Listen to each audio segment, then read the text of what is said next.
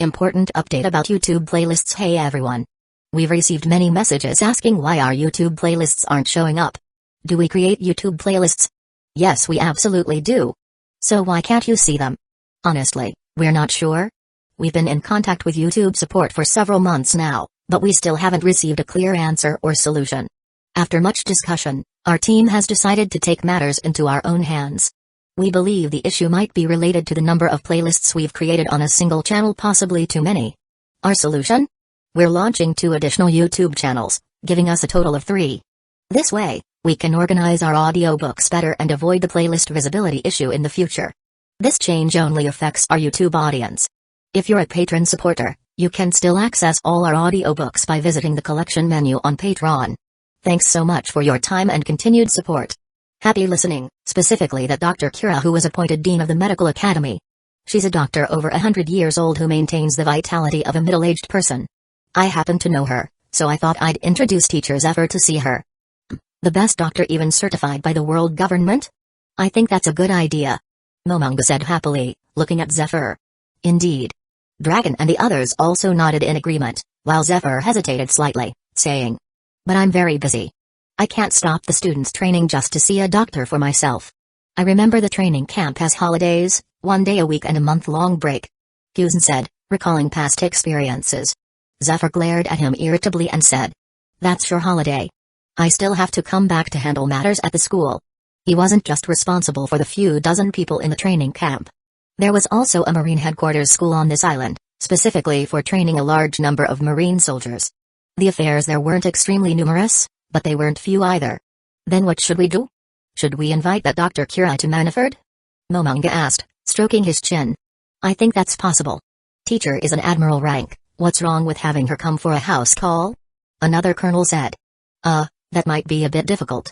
Dr. Kira has a bit of an explosive temper. Kuzen smiled awkwardly. Thinking of that witch-like female doctor, he felt it wasn't very reliable to have her come for a house call. Moreover, Dr. Kira was busy building the framework of the medical academy and researching amber lead disease. It was impossible for her to come to Marine headquarters, even for teacher Zephyr, who held the admiral rank. That person simply didn't care about such things. Then forget it. Zephyr shook his head. At this moment, Dragon spoke up, voicing the idea he had been contemplating. Drum Kingdom is a winter island. From Kuzen's description earlier, it's a place with an even harsher environment than ordinary winter islands. Could teachers ever take this batch of training camp cadets there for a period of training?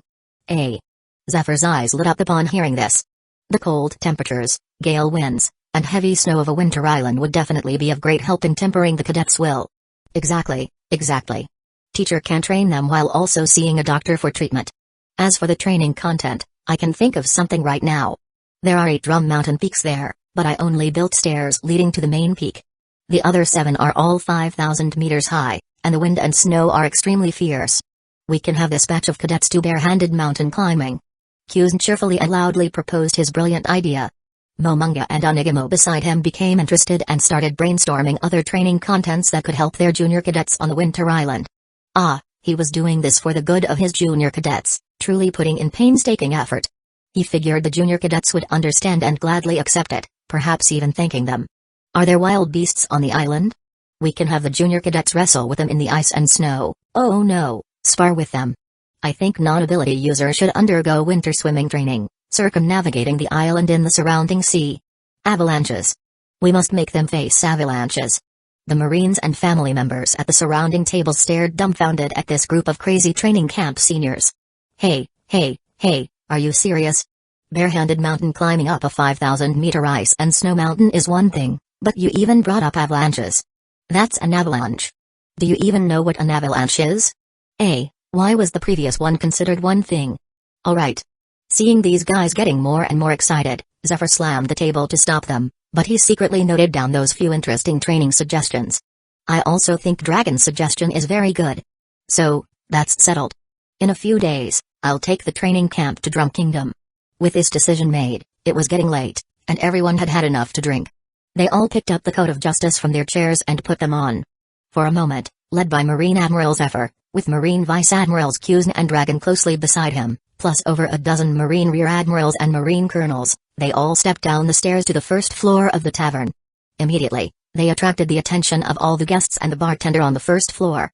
Everyone watched as this group of big shots pushed the door open and left. After coming out, everyone went their separate ways, except for Kuzen and Dragon, who tacitly stayed behind. The two walked together to the seaside at the port, looking at the rows of huge warships moored under the moonlight and the surging sea waves emitting a silvery light.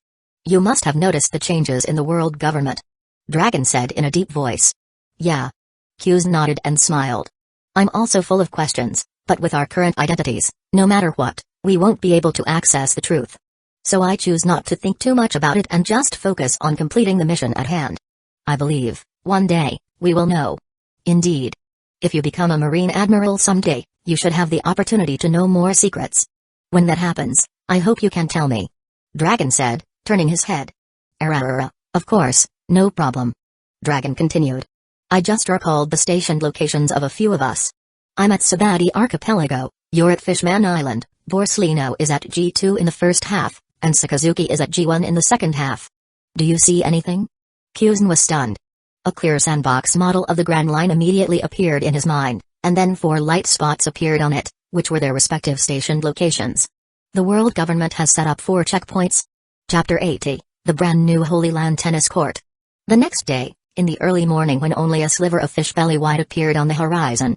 Normally, because the red line is over 5,000 meters high, the temperature here should be very low, making it incredibly cold. But due to the magical nature of the spring area, Holy Land Marijois is in a relatively constant temperature state. Whoosh! Whoosh! Whoosh! Just as the sun was about to rise, but hadn't yet, within the social plaza inside Pangaea Castle. Giant, wearing a coat of justice, stood on the grass court, which was covered in potholes like a battlefield. She held the famous sword Konpira in her hand and was hacking forward. Each swing of the blade was accompanied by a sharp whoosh. She repeated this action over and over, her delicate face full of seriousness and focus. "Oh my, you're really working hard, Marine Miss." At this moment, Stussy, dressed in a black dress and stockings, walked over with elegant cat-like steps and chuckled softly. "It's not even fully light yet, and you're already out practicing swordsmanship. Are you harboring some ambition?" Giant didn't turn her head, still maintaining her breathing rhythm, forcefully swinging each blade. Only after silently counting to 2,000 in her heart did she exhale a heavy breath and stop. "This is my daily training. As for ambition..."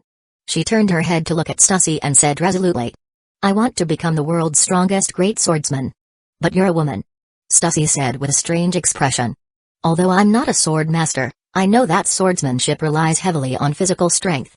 It's impossible for us women to compete with men in this area, unless we eat some powerful devil fruit. No, I don't want to become an ability user."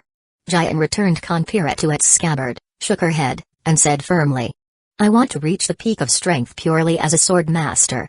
Stussy found it hard to understand why Giant pursued such a thing.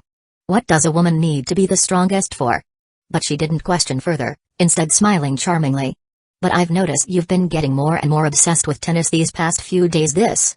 Hearing this, Giant's cheeks flushed slightly. She coughed to hide her embarrassment, her gaze darting towards the gradually rising morning sun, and replied, "Actually, I've found that playing tennis with Nerona Saint also helps improve my strength, so I'm taking it seriously with the intention of training." Stussy's face was odd, giving her a "what nonsense are you spouting" gaze. "Playing tennis is just playing tennis, what does it have to do with training?" "Humphrey, don't you dare not believe me, I'm serious." Seeing the dissatisfaction in the other party's gaze, Giant said, "Haven't you noticed that the serve and return in tennis are very demanding on a person's strength, speed, reaction, and eyesight? Think back to the power of the first few balls Nerona Saint served. If we could return them someday, wouldn't that mean our strength has improved?" "Eh? That's actually true." Stussy was stunned, the image of the first ball served flashing in her mind. At that time, she had completely failed to react, not even having time to perceive it with her observation hockey. And thinking about it carefully, although Nerona Saint had restrained his strength, even so, after playing against him for a while, she would still feel her hand aching and her back sore, ending up drenched in sweat every time. Fortunately, those maids were very capable. Every time she came out after showering, she would see freshly washed and dried clothing neatly placed before her eyes. "So, starting today, I've decided to request Nerona Saint to increase the strength and speed of his serve to the critical point I can currently withstand, to challenge my limits," Giant said with a serious expression, hands on her hips, full of passion. Behind her, the golden crow slowly rose above her head. "Do you want to join?" Forget it. I'm not interested in being the strongest or anything. I prefer playing normal tennis. It feels more like a game. Stussy didn't want to push herself like Jian. Compared to that, she was more curious about Narona Saint himself, because he was simply too mysterious and strong. The key was that he was also too handsome, and she hadn't seen any women like wives or concubines around him these days. Aside from his somewhat domineering personality, acting like he was the only one in the world and doing whatever he pleased, his conditions in all other aspects seemed absolutely perfect. Seeing this, Jian didn't say anything more. But just as she was about to go back and wash up, she suddenly noticed a team of workers she had seen before, pushing large and small boxes on wheels, walking quickly towards them. Aren't they the ones who built this tennis court before? Stussy raised an eyebrow and guessed. Are they here to repair the grass court? Jian didn't reply but nodded in agreement, thinking it was very likely. After all, the court's grass was currently a sorry sight. However, the previous times they came to repair it, it seemed they did it while they were sleeping, and when they woke up and came out, it was already fully restored. But soon, as these workers began construction, the two beautiful women watching from the side realized that things were a bit different from what they had imagined. These people weren't so much repairing the grass court as they were remodeling the entire tennis court. They first filled in the uneven ground, then laid a thick layer of wooden boards, and were also spraying blue paint on them. So they're changing the grass court to a wooden board court, but what's the use of that? Even wooden boards can't withstand the balls we hit, and they're harder to repair. Jian asked, puzzled. The person she asked was the government personnel leading the team, who was wearing a black suit. Rear Admiral Jian, you may not know this, but these are atom wood boards processed last night. With their extremely strong toughness and sturdiness, they can withstand the immense pressure from the tennis balls very well. Atom wood? Jian and Stussy were instantly shocked, their small mouths slightly agape. The latter murmured. So, from now on, we'll be playing ball on a floor worth 1 or 200 million Bailey on the black market? After introducing the material of the wooden boards, the person then pointed to the vermilion net that divided the court in half and said. And these are establishment from the tendons of sea kings. They also have an impact-resistant effect. The two women fell silent together. After a moment, Jian asked expressionlessly. What about the balls? What are the balls made of, and the rackets? The tennis balls haven't changed much, after all, rubber is already the best materials. New rackets have been made though. The racket throat, racket handle, racket head, and other main parts are also made of atom wood. The leader from the construction department explained everything in detail. I'm not sure about the source of the racket strings, but we've tested their strength, and they are several times stronger than commonly used composite strings. Even being bombarded by cannonballs causes no damage. On the contrary, cannonballs made of steel are easily cut open. More than an hour later, the brand new tennis court appeared before Jian and Stussy.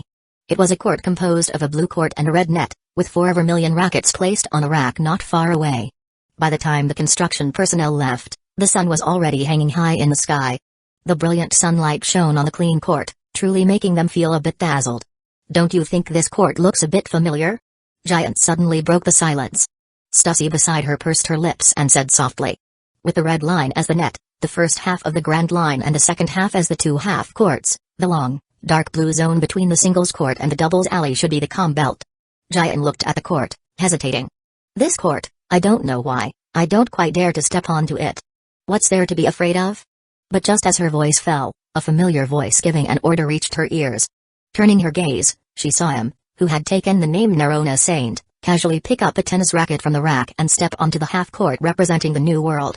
Come, play a match with me and try out the feel. Chapter 81, Observations and Arrangements for the Fishman Unit. Marine Headquarters, Manaford, Dormitory Area 3, downstairs of Building C. Nearly 200 fishmen, uniformly wearing Marine soldier sailor uniforms, were lined up neatly in a square column. Each of them was nearly 2 meters tall, strong and sturdy, with very firm gazes. They looked straight ahead, facing Jinbi and Aladdin. These two were now officially a headquarters lieutenant colonel and a major, serving as the commander and deputy commander of the Fishman Unit. The coat of justice, representing their officer status, was naturally draped over their shoulders. Honestly, combined with the seriousness on their faces, they truly looked full of aura. However, they were waiting for someone. Soon, a colonel walked over alone, looked at Jinbi with a smile, and said, I believe you received the Fleet Admiral's notification yesterday. Today, I, Harrington, will take everyone on a tour to familiarize yourselves with the island's environment, as well as the training content you'll need to undergo and the general missions you'll need to perform in the future. Yes, please guide us. Jinbi responded loudly and sternly. They originally came from the Seeking Army, so they weren't uncomfortable with this at all, which also made Colonel Harrington very satisfied with his attitude. Don't let his current gentle smile fool you, he actually cares a lot about the rules of hierarchy. Before coming, he was thinking that if these fishmen were arrogant and overbearing, relying on their so-called 10 times strength, he might have to take action to intimidate them. But now it seems completely unnecessary. These fishmen are quite sensible. Alright, follow me then. Colonel Harrington walked casually outwards with his hands behind his back. Jinbi and Aladdin followed one step behind, followed by nearly 200 fishman marine soldiers in a column. They marched out of the gate of Dormitory Area 3 in a mighty procession, immediately attracting the attention of passing marines of various ranks. However, some who had seen them yesterday just glanced and went about their business. After all, there were no beautiful mermaids among them, so what was there to see? As for the marines seeing them for the first time, if they were in a hurry, they would at most glance a few times while walking. Only those who were temporarily idle would stop and watch. So many fishmen, and wearing marine soldier uniforms at that, it was truly a rare sight and quite spectacular. Where had they ever seen so many fishmen gathered together before? Follow this road straight for about 300 meters, then turn left, and you'll see the cafeteria. Then, walk right from the cafeteria gate, and you'll find the headquarters hospital. Colonel Harrington, 34 years old this year, introduced things to the two behind him as he walked, completely ignoring the gazes of the surrounding marines. You haven't eaten yet, right? I'll take you to have breakfast first. The cafeteria has no time limit, you can go whenever you want, there are always chefs available. You can eat as much as you want, and it's free, but you can't leave too much left over, or you'll be punished. Excuse me, are there any special arrangements for us fishmen, for example, a specific zone allocated for us? Jinbi hesitated for a moment, but still opened his mouth to ask. Special arrangements? Colonel Harrington glanced at him strangely and retorted.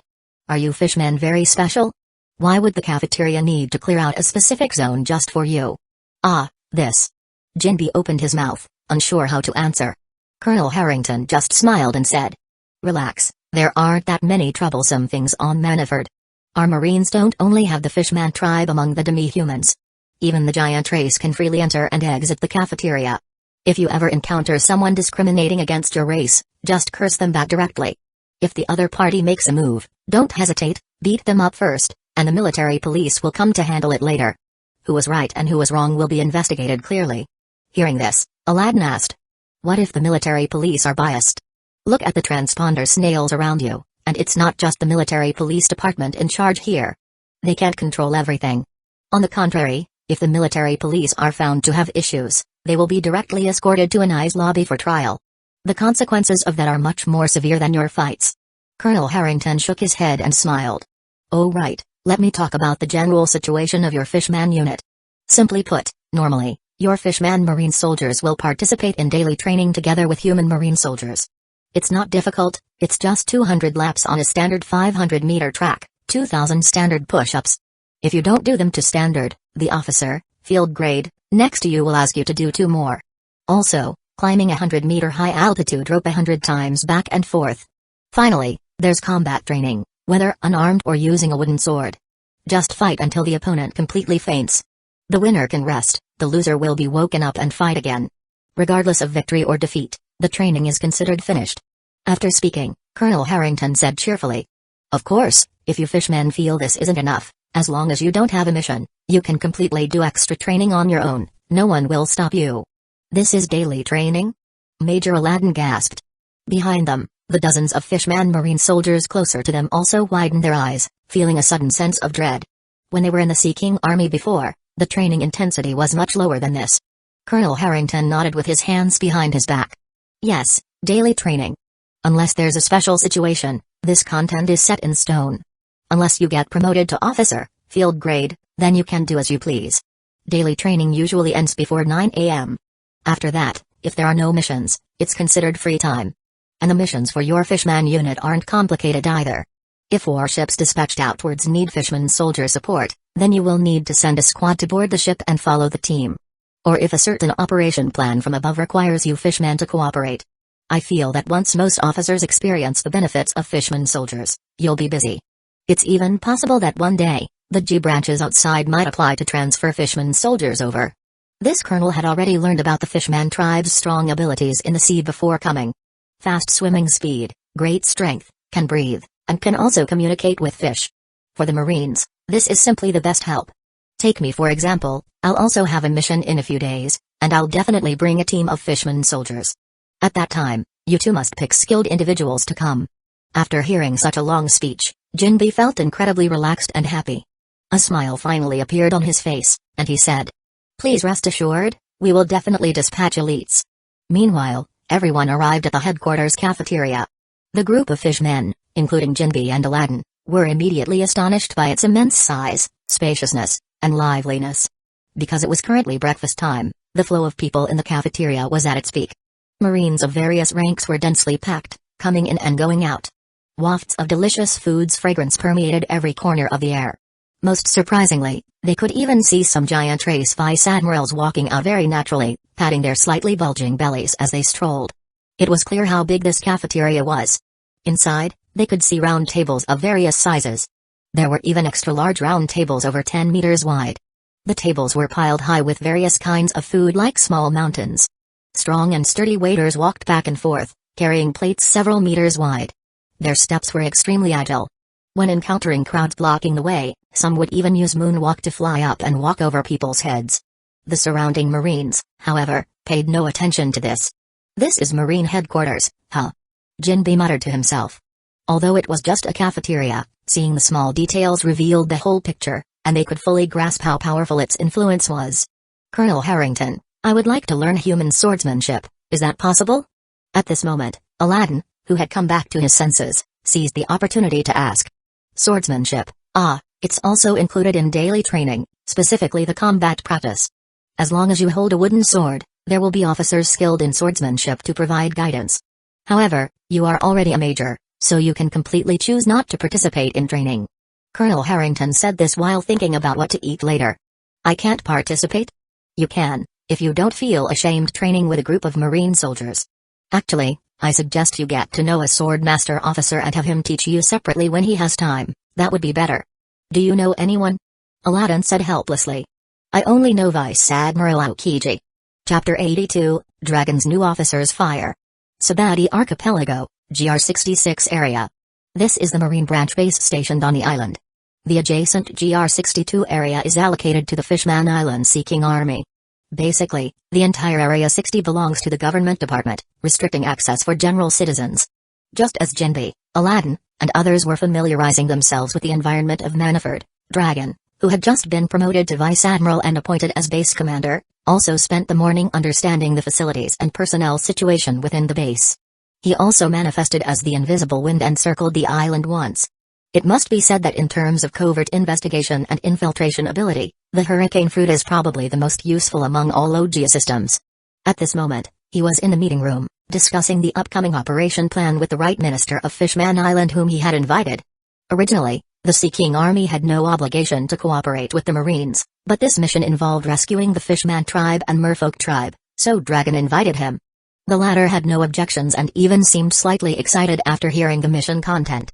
"Originally, I should have applied to headquarters for Fishman unit support, but Lieutenant Colonel Cecil and the others have just arrived at Manaford and still need to familiarize themselves with the life there." Dragon looked at the Right Minister and expressed his apology.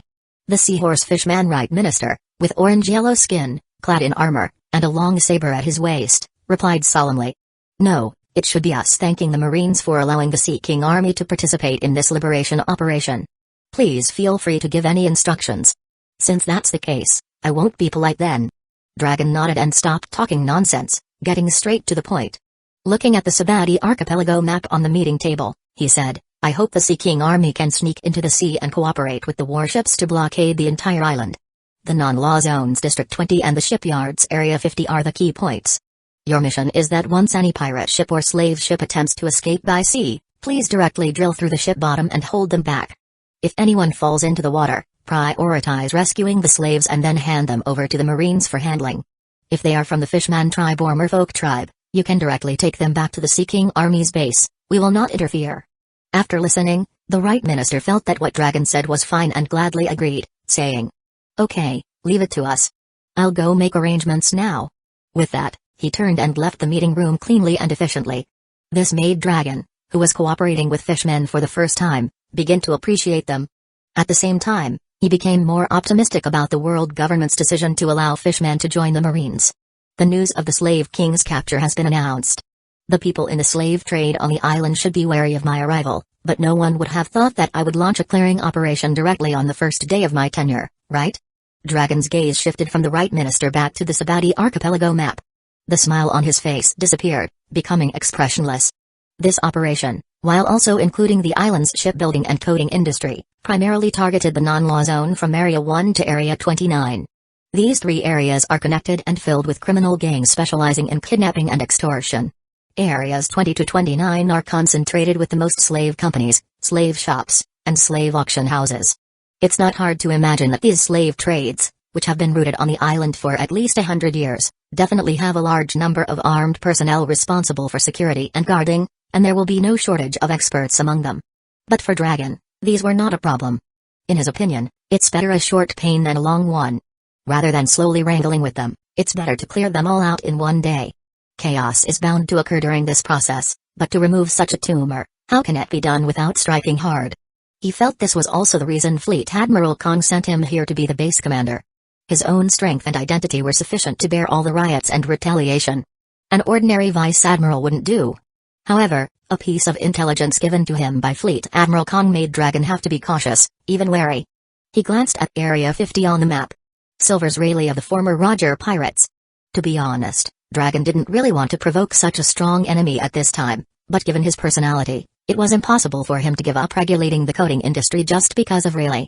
As long as the demand for pirate ship coating is strangled, they will be unable to travel to Fishman Island, let alone enter the New World. Most pirates will also lose the opportunity to come into contact with armament hockey and observation hockey. Although some pirates can self-learn and master hockey, that's either through a fortuitous encounter or exceptional talent. Anyway, they don't constitute the majority.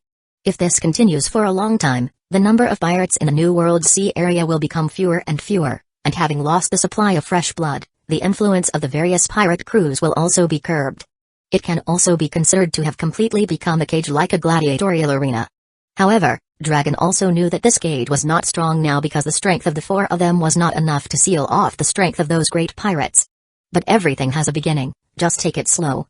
Soon, while the citizens on Sabati Archipelago were still living peacefully and the big and small bosses of the underworld were discussing what impact Dragon's arrival would have and how they should respond, warships sailed out of the Navy base's port one after another. They didn't immediately surround the two sides of the island but sailed forward 1 nautical mile before turning back, forming a larger encirclement. The Sea King Army soldiers were much simpler, they just jumped into the sea and scattered.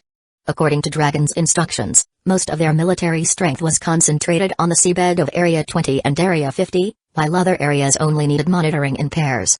In this way, looking down from above with perspective, it would be discovered that centered around Sabati Archipelago, the Sea King Army and Marine warships formed two encirclements, one small and one large, one visible and one hidden, and the outer encirclement was rapidly shrinking.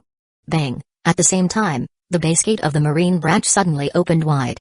3 officers wearing coats of justice walked out first, leading a large number of Marine soldiers behind them, holding muskets and long sabers, and rapidly rushed towards 3 directions. Colonel Eric led a team to Area 70, where Hotel Street is located. They needed to pass through there to enter Area 20. Lieutenant Colonel Cecil led a team flooding into the non-law zones Area 0, namely GR1 to GR9. They were responsible for arresting all encountered pirates and kidnapping gangs, so they had the most soldiers. What's interesting is that the previous black cat, 3-legged cat and white cat fishing for small cats were also among them. Their clothing was no different from the Marine soldiers around them, they were all sailor uniform plus a seagull hat. The last team was personally led by Rear Admiral Avane. They directly crossed the bridge connecting the two areas, preparing to launch a thorough investigation of the entire Area 50. Any pirate ship found undergoing coating was to be seized. However, in Vice Admiral Dragon's order, he specifically reminded them not to arrest the involved coating craftsmen, only to give them a verbal warning. Rear Admiral Avane was actually very confused about this order. But what he found strangest was why he wasn't sent to Area 20, where the slave auction house is located, but instead went to Area 50, a non-key target. His own strength was definitely much stronger than Colonel Eric. But how could Rear Admiral Avane know that Dragon valued his steady personality to avoid causing unnecessary big trouble? As for Area 20, he would personally go there. Chapter 83, Dark King Rayleigh's Big Question Mark. Bubbles slowly floated up from the ground. The moment they completely detached, They drifted into the air propelled by the wind, passing through the lively crowds and slowly flying over the ship masts. When they reached the top of the Yarukiman mangrove, they would instantly release high heat and burst open. This is Area GR53. Shipyards and coating shops extend along the coast in both directions. Sea ships of all sizes, with their sails furled, lay like injured whales, being worked on by the humans around them. Compared to the shipyards, the coating shops were much quieter.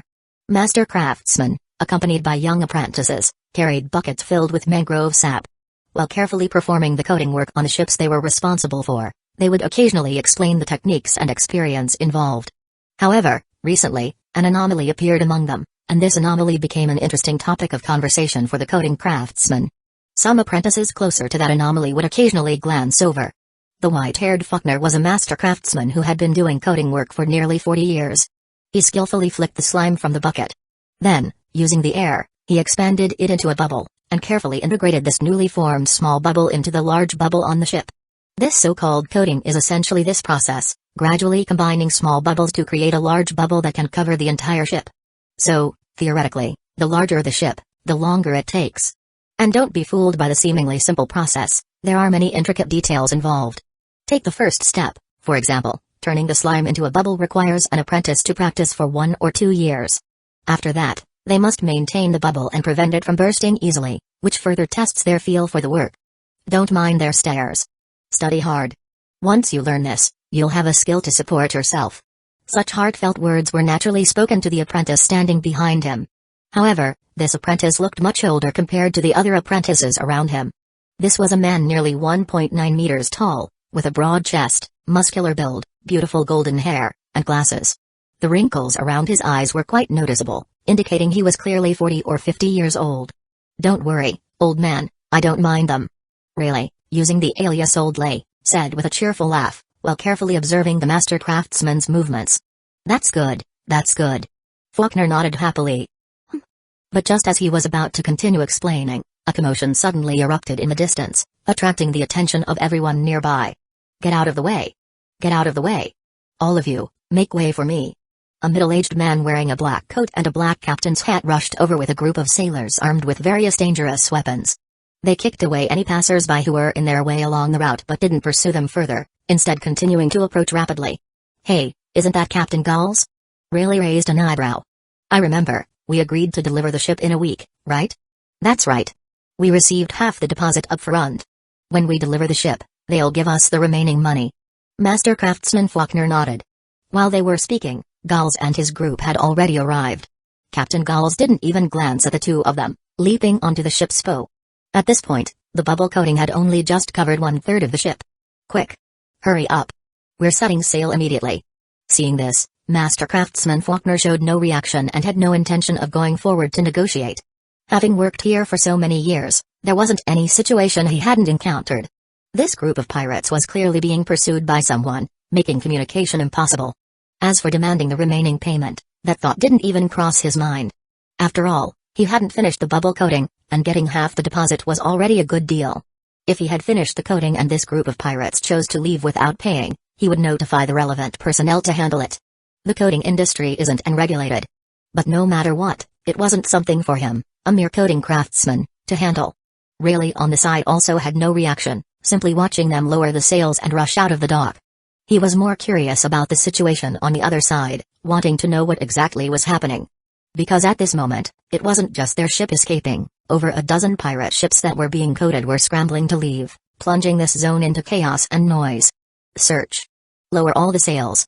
Any ship flying a Jolly Roger is to be seized." Rear Admiral Avane shouted his orders to the Marines behind him. Yes.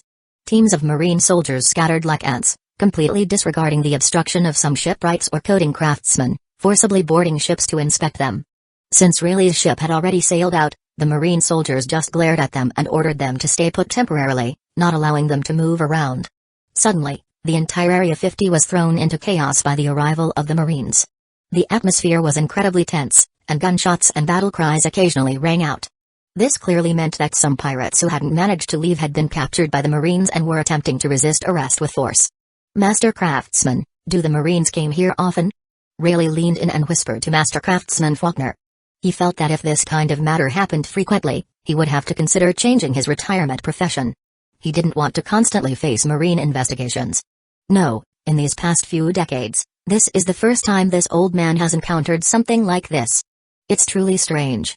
The latter said with a completely puzzled expression.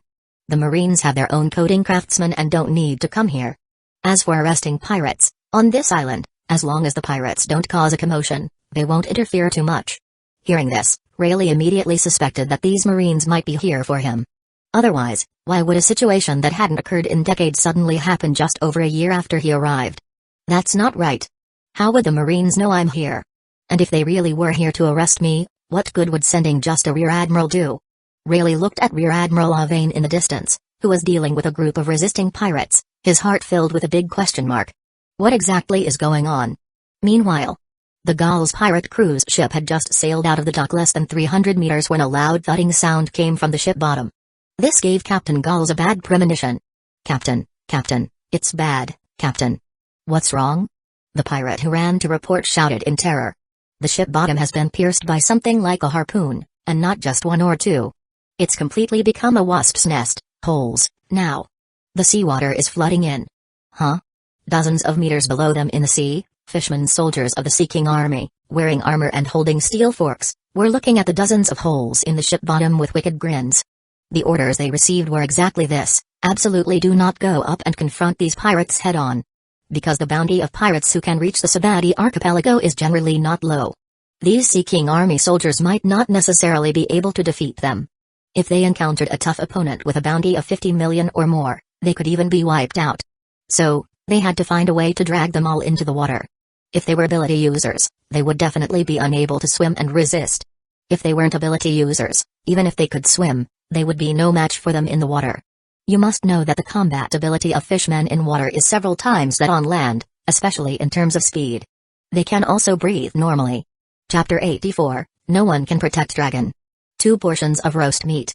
4 portions of seafood pasta, extra spicy. Is the Sandra giant lizard ready yet? Everyone knew that restaurants were busiest during meal times. The waiters in the front posted order after order on the wall, loudly urging the kitchen for the dishes. The chefs in the kitchen responded while speeding up their movements. Although the fan above their heads whirred loudly, it was difficult to suppress the flames and high temperature rising from the stove. In such a noisy, bustling, and lively environment, if there was anyone relatively quiet, it was probably the young people silently washing bowls in the corner. This was a young people with a tender face but defined features, quite handsome. He had medium-length curly hair parted in the middle, the color leaning towards green and gray, like the mustard necessary when eating raw fish. Perhaps it was the high temperature in the kitchen, or because he had been standing there washing bowls non-stop for nearly 5 hours, drops of sweat were seeping from his forehead. But his movements showed no slowness. Each time, he quickly rinsed the various bowls and cups piled up and inserted them one by one into the distribution tray. At this moment, the door-type dishwasher next to him was working. When the sound of the water flow inside stopped, the young people casually opened the door, and a burst of steam immediately rushed out. But he was already used to this. He pulled out the distribution tray inside, which was slightly warm and filled with washed bowls and cups. At the same time, he picked up another distribution tray he had just prepared, pushed it into the dishwasher, closed the door, and the dishwasher immediately started running again.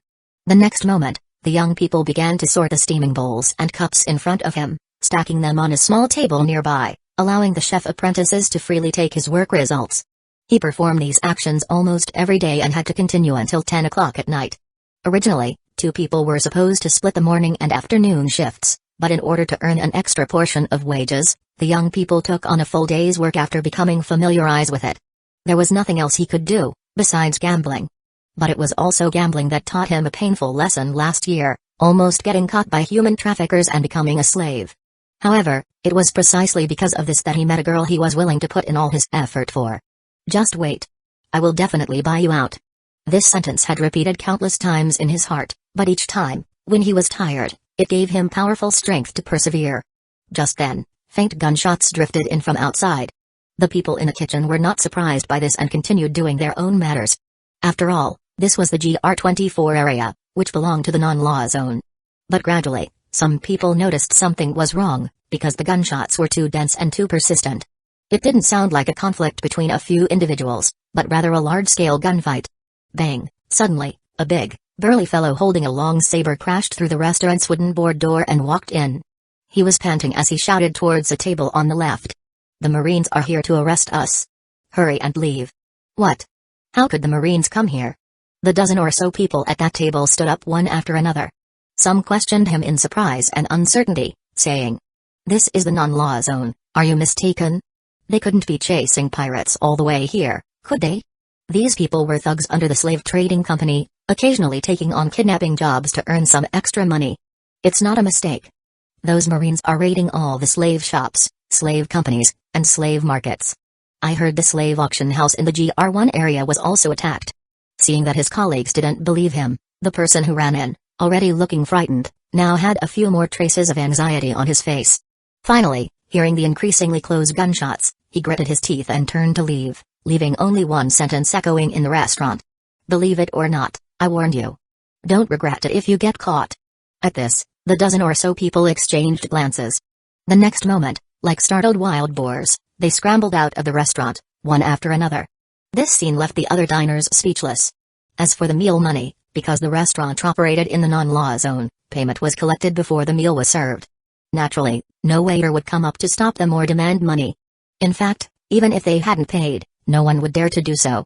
But what everyone didn't know was that the person's voice just now was particularly loud and had already reached the kitchen, which had inexplicably fallen silent.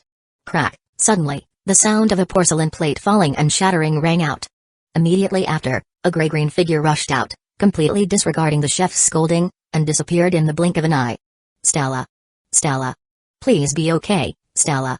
Tesoro, who had just turned 17 this year, ran frantically towards a slave shop in the GR28 area, accompanied by the dense gunshots. The GR27 area, GR28 area, and GR29 area, these three connected zones, were the most concentrated areas for the slave trade on the Sabati archipelago. Although the GR1 area had the most famous slave auction house, that was a high-end market that only accepted slaves of the best quality, so the number of slaves there was the fewest. Conversely, these three places were filled with companies, shops, and even places specifically for holding slaves in bulk, called markets. Thus, these three places also had the most armed personnel. When the Marine troops led by Colonel Eric approached this area, they were unsurprisingly met with the fiercest resistance and obstruction. The thugs paid by these slave companies didn't put the Marines in their eyes at all. As soon as they received the order to attack from above, they pulled the trigger without hesitation. They didn't want themselves or their families to be locked in cages. Intense gunshots, piercing screams, exploding flames, and rising thick smoke immediately turned into a vortex of fear and death, enveloping the entire District 20. No, not just District 20, the entire non-law zone, including Zone 0 and Area 10, was undergoing a large-scale sweep by the Marines. This was a small war. On the seaside of the GR24 area, 5 sea ships flying ordinary white sails were docked at the dock. Men and women in suits could be seen quickly stepping onto the ships via wooden boards under the protection of surrounding armed personnel. Everyone's face showed varying degrees of panic, tension, and anger. Damn it. Damn dragon. Damn Marines. Dulles stood on the deck, gritting his teeth and cursing at the island. Where did these bastards get the guts to do this? These are the industries of royalty and nobility from various kingdoms. A noblewoman in a luxurious blue dress looked at him worriedly and said, "This must be the world government's intention, otherwise the Marines wouldn't do this." "How is that possible?" Dulles shouted in disbelief. "Even the celestial dragons often come here to select goods. How could they allow the world government to do this? No, no, no, it must be that dragon acting on his own authority, relying on being Garp's son to act recklessly. Yes, yes, yes, it must be like this, it must be like this." As if he had found the truth, a cold smile appeared on his face. He said, "You'll see, once the higher-ups react, these Marines will definitely be dealt with. Then we'll come back and operate as usual. But that bastard dragon is finished, definitely finished. He simply doesn't understand how terrifying the influence and energy behind the slave trade are. No one can protect him, not even Garp." Chapter 85, Lovers Eventually Become Family. Dsur tightly gripped the musket in his hand, using a house as cover against the flying bullet outside. From time to time, he would lean out and fire a shot at the Marines on the other side, but more bullet would immediately force him back. He was panting heavily, disregarding the cold sweat on his back. His gaze swept around the situation, and upon finding that many of their own people were still left, he felt somewhat relieved. Fortunately, although this area had no ordinary citizen living in it, there were a large number of slave prison. In such dense alley combat, even the Marines couldn't easily push through. Harun! Harun! Just then, Jsuur saw a familiar eyes figure and quickly shouted loudly. It was impossible for his voice to carry otherwise. What is it? The guy named Harun was hiding behind a cargo box. He pulled grenades from his waist, yanked out the pin, and threw it out with force. The next second, a booming explosion sounded. Whether it hit anyone or not was unknown, but it definitely stopped the Marines from approaching further. Is there any news from above?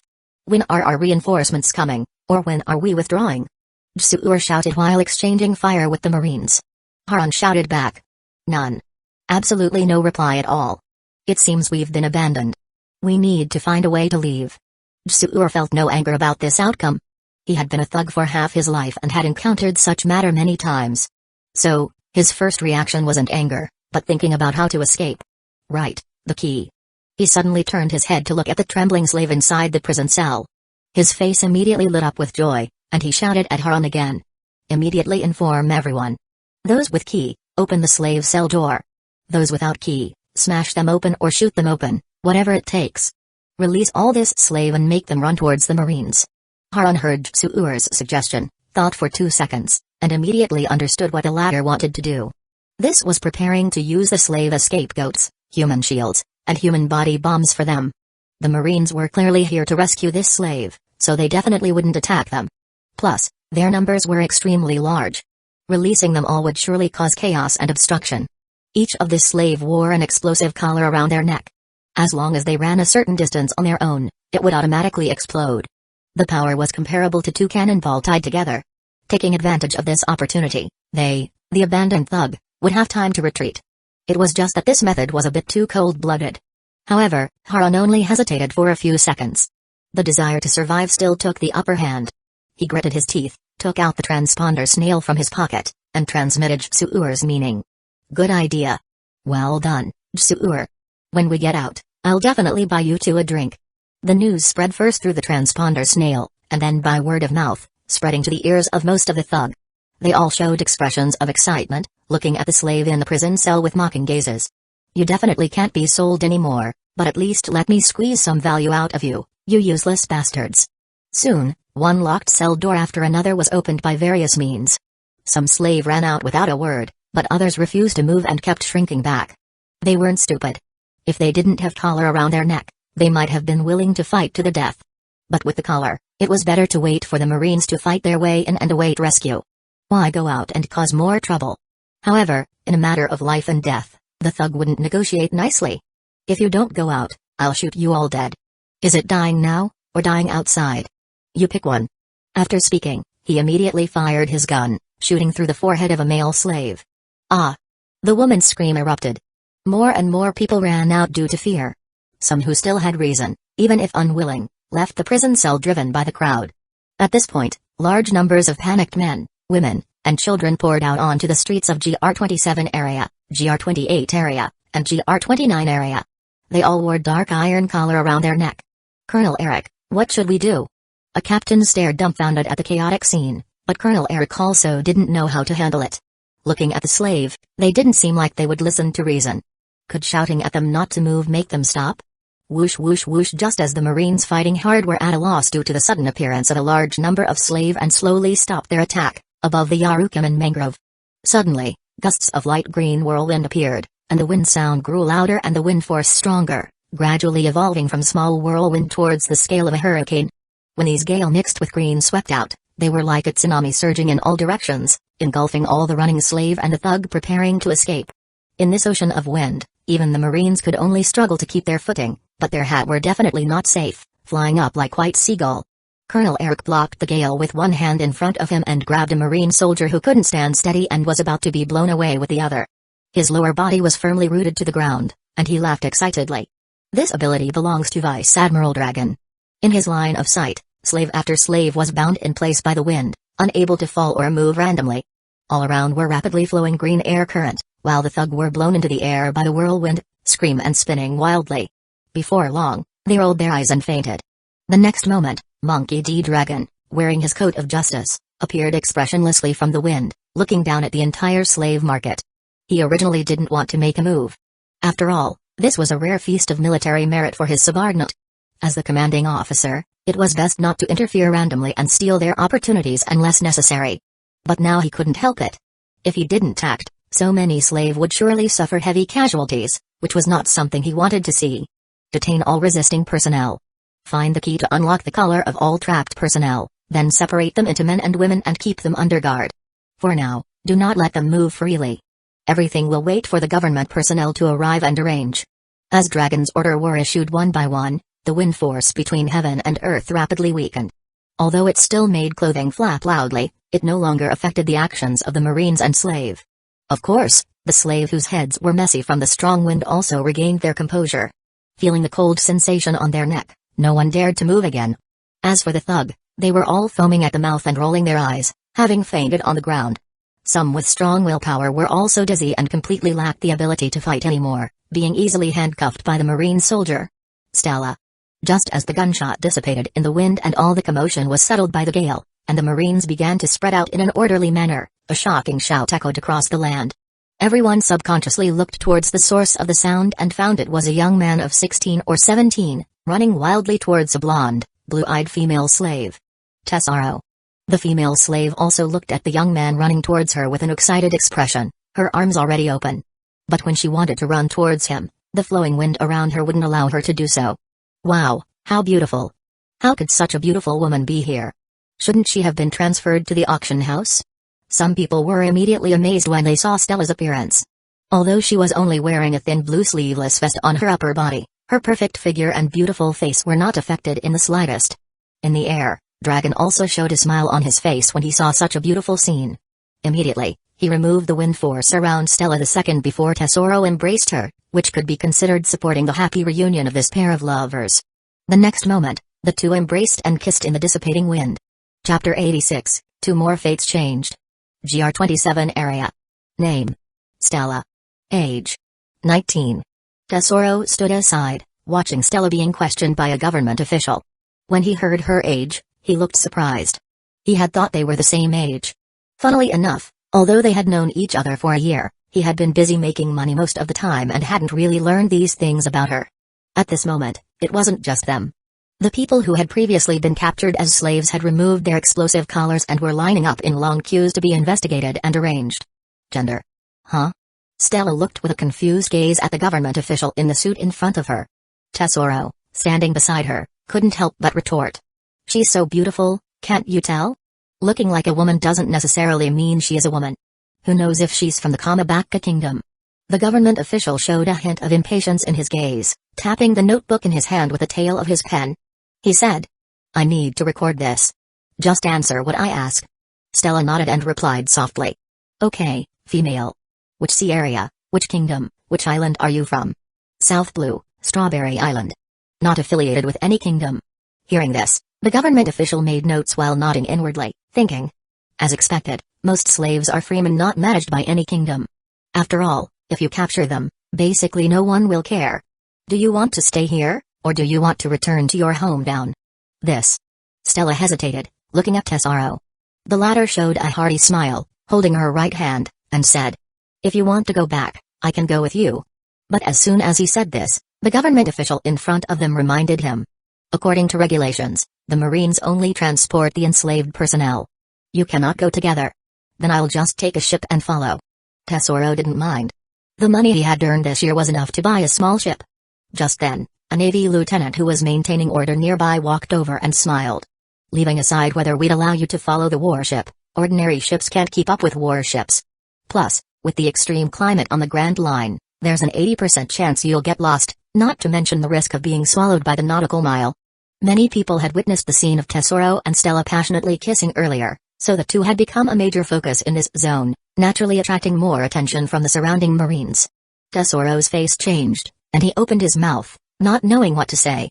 He really didn't want to be separated from Stella again, but he also didn't want to stop her from returning to her hometown. This made him incredibly conflicted. I choose to stay here.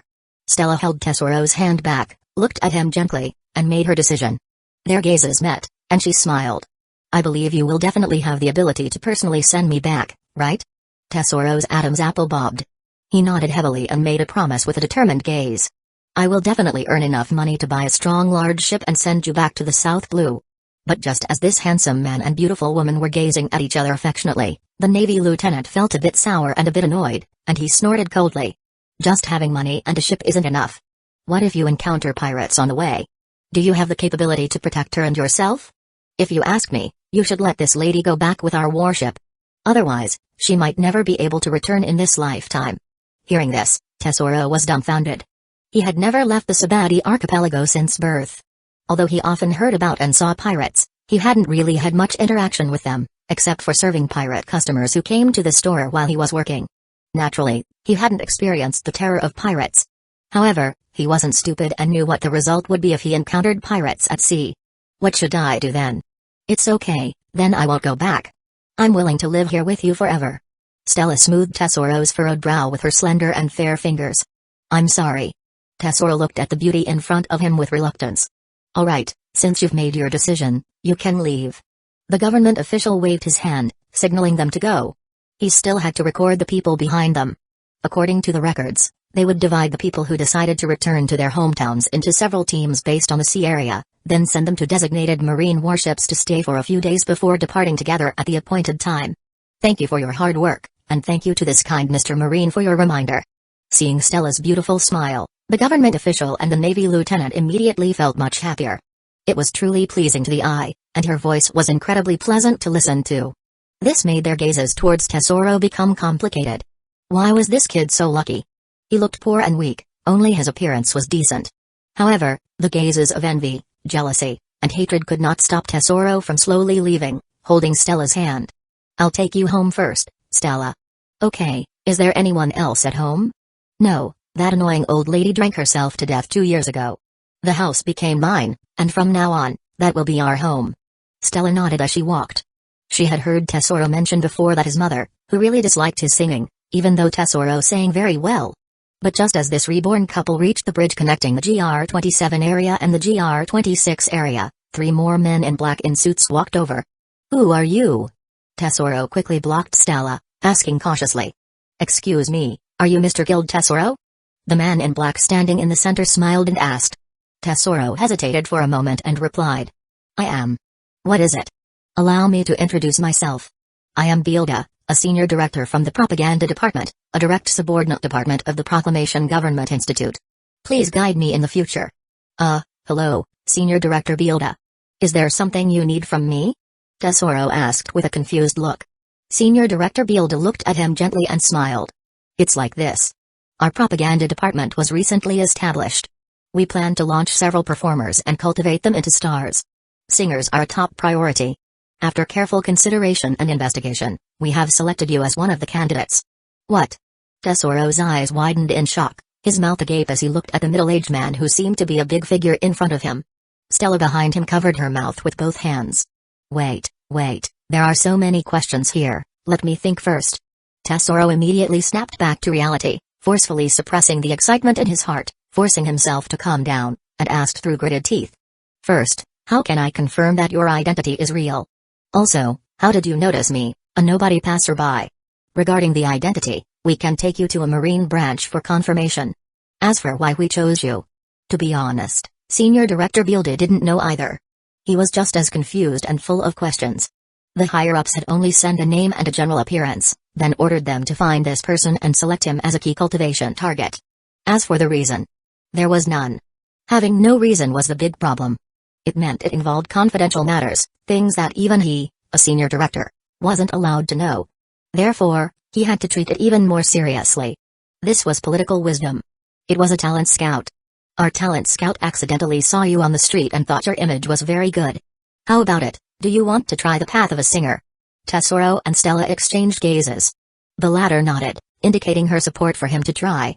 The former hesitated for a few seconds before saying, let's go to the marine branch first. If you can find officers wearing a coat to verify, I'll believe you. Anyway, he now had a very high degree of goodwill and trust towards the Marines who had saved Stella. Alright. By the way, do you have any songs you've written yourself? If not, we can arrange for someone here to write for you. Yes, I do. From this moment on, the fates of 2 more people were changed. Chapter 87, The Captured Crocodile. Although Dragon's intervention quickly resolved the 3 areas with the highest concentration of slaves, GR-27, GR-28, and GR29. The non-law zone includes Zone 0, Zone 10, and Zone 20, totaling 29 great zones. The number of criminals within them was far more than just hundreds.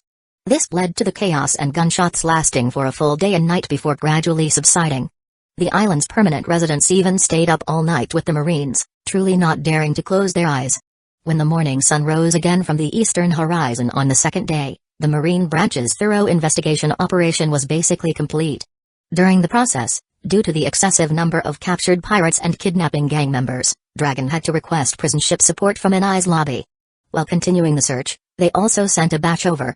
Even so, the prison cells within the base are now full, waiting for the next round of prison ships to arrive.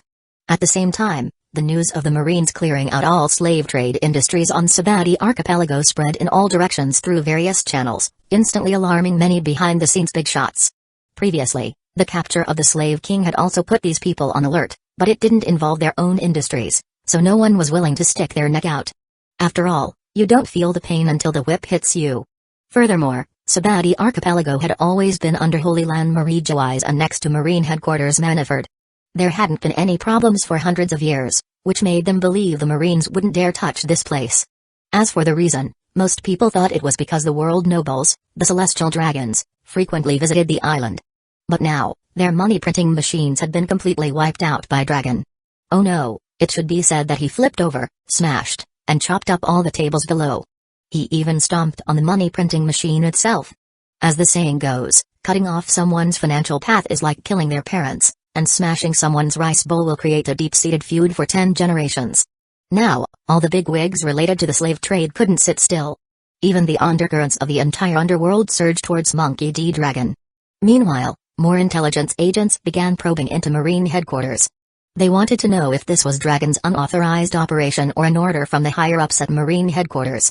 And those royalty also used the influence of the nobility to gather information on Holy Land, Marie-Joyce. They needed to know the Celestial Dragon's attitude towards this incident. There were also some short-tempered big shots who didn't care about anything. Driven to desperation, they sent their experts with bloodshot eyes directly to Sabati Archipelago. In their view, no matter who gave the order, since you, Dragon, were the executor, they would take you down first. What? You're Marine hero Garp's son? So what? And Dragon, who was in the midst of such a great storm, was calmly sitting at his desk in the base, processing the documents in his hands. He intended to write a detailed report on this operation. As for the coming storm from the underworld, it wasn't that he wasn't aware of it.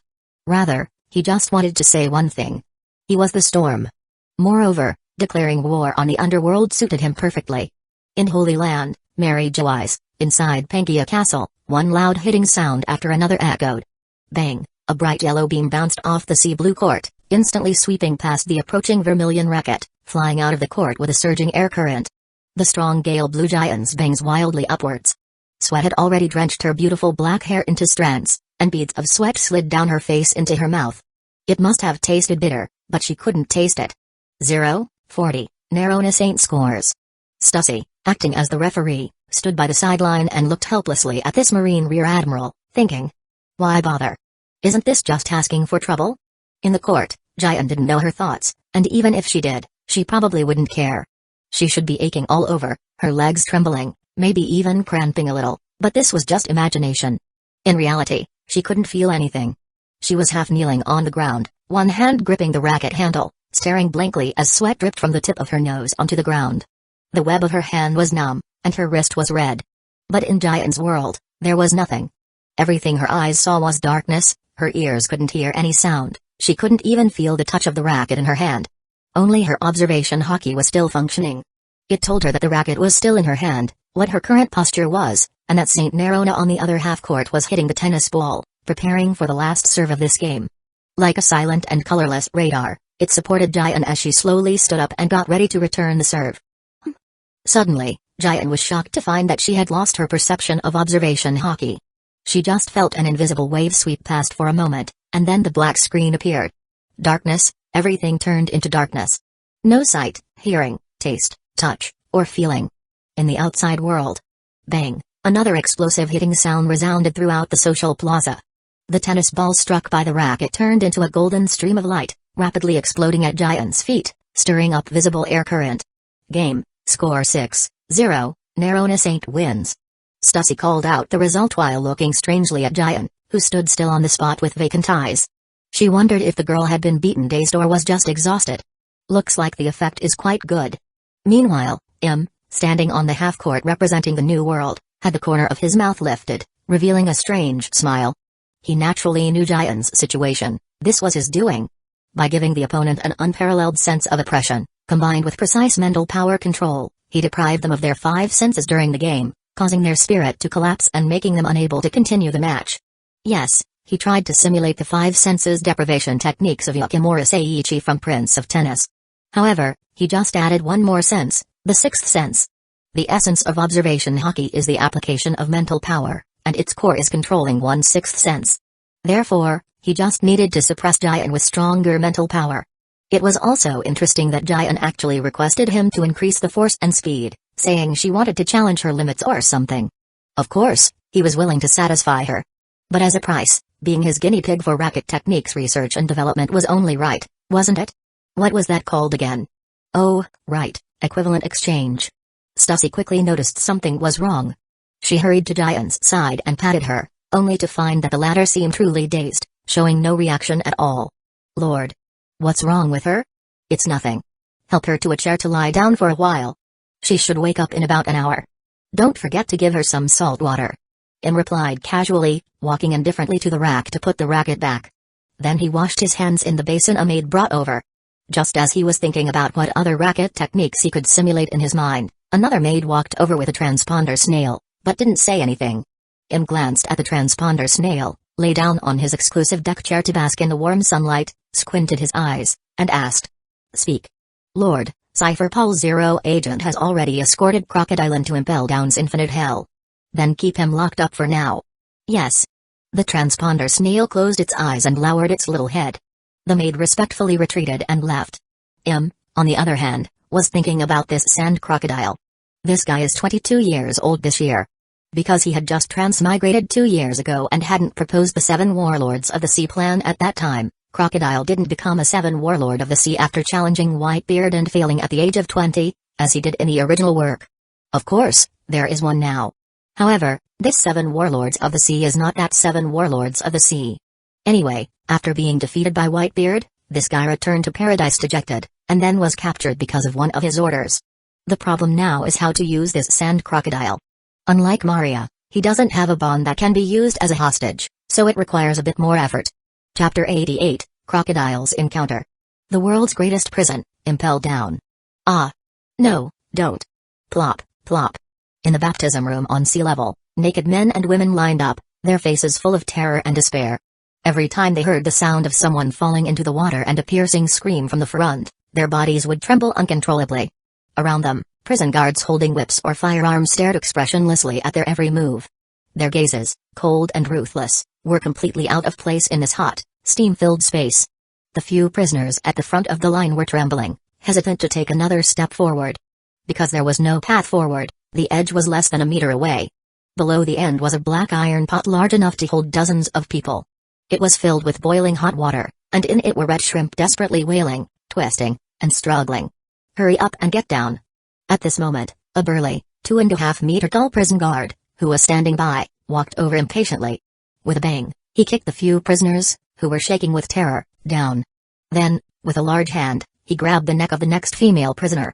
Completely disregarding her graceful figure and frantic pleas for mercy, he casually tossed her into the boiling water. Ah! Below, at the other end of the giant iron pot, several prison guards holding what looked like fishing net scoops took turns scooping up the steaming red shrimp who had been boiled unconscious. They casually tossed them onto the ground not far away. There, someone put clean zebra prison uniforms on them. Then they were handed over to another group of prison guards to be dragged to their respective floors and prison cells. This was the entire baptism process. What was astonishing was that these prisoners, after undergoing 5 minutes of disinfection in 100 degrees Celsius boiling water, were not boiled to death. The most severe cases only fell unconscious.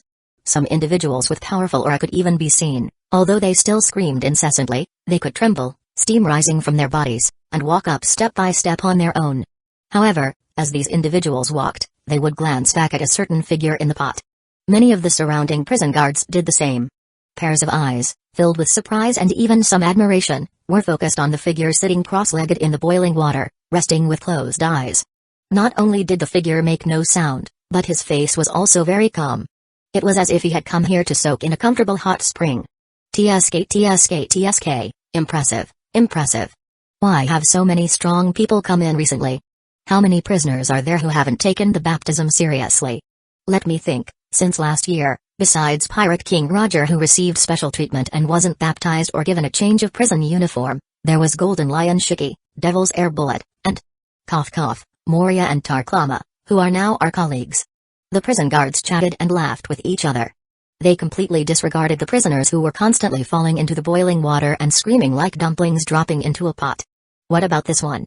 What's his background?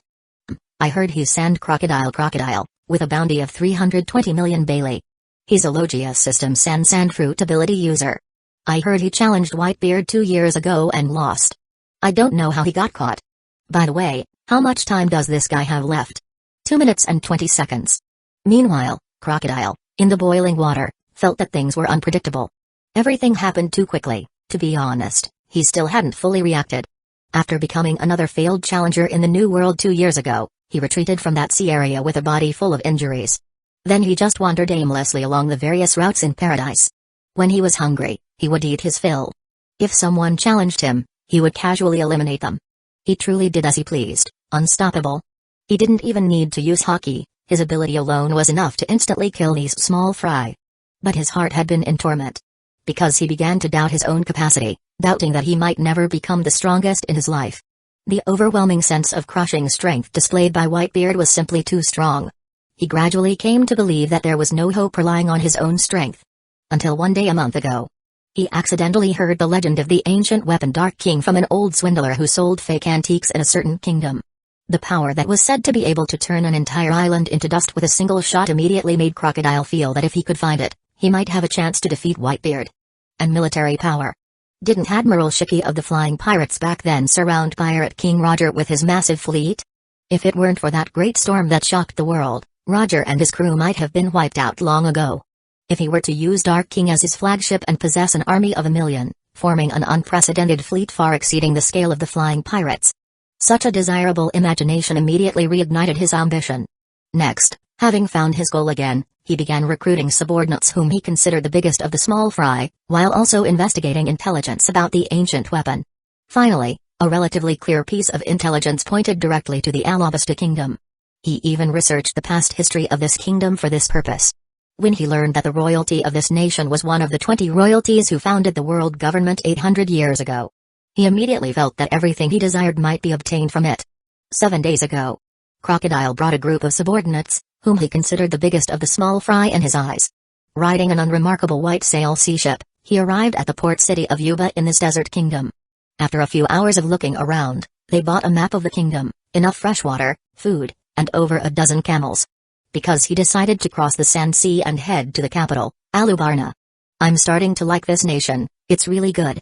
Crocodile rode on a camel, with Yuba, which they had just left, behind him. In front of him was an endless golden desert, and above his head, a scorching sun emitted infinite light and heat. But he just felt comfortable, and his mood became much more pleasant. Behind him, his subordinates, who looked like a motley crew, heard their boss's words. Feeling the unbearable heat on their bodies, their mouths twitched, and they secretly complained in their hearts, how could you not like it? A sand user coming to the desert is like a devil going to hell, it's like returning home. But as they got further and further away from Yuba, constantly stepping deeper into the desert, after crossing a sand dune, they saw a white shadow appear in front of them. What is that? It looks like a white dot, not moving. Is there anything white in the desert? It's a person. As Crocodile and his group got closer, someone finally saw the white shadow clearly. It was a man nearly 2 meters tall, wearing a white suit, white gloves, a white top hat, and a white mask that completely covered his face. Although his face couldn't be seen, judging from the direction he was facing, he was clearly waiting for them. This aroused everyone's vigilance and caution, and they quickly pulled back their camels. Looks like he's here to cause trouble, what should we do? Chapter 89, This sand crocodile must be fake, so weak. Needless to say, just kill him. The people Crocodile recruited were all desperados, each showing their most ferocious and savage expressions. However, they still showed ample respect to their new boss, and no one dared to act without permission. "Boss, look. Looks like another hunter targeting my bounty head. Go deal with him," Crocodile ordered calmly, narrowing his eyes. "Ha ha ha ha, understood. Let's go. Finally, some fun." Seeing this group hear the order, they became completely hyped up, shouting and yelling in excitement, urging their camels to charge downwards. Among them, one person seemed to think the camel was too slow. He jumped directly from the peaks back into the air, then quickly spun a few times. When he landed, he had already transformed into a tall, sturdy beastman with 2 horns on his head. "Here he comes, Big Brother Elan's animal system sheep fruit antelope form." As soon as that person finished speaking, the half-sheep person bent his legs, his hard hooves digging into the sand. The next moment, as his thick leg muscles exerted force, he leaped high into the air with a loud noise. "This life is mine.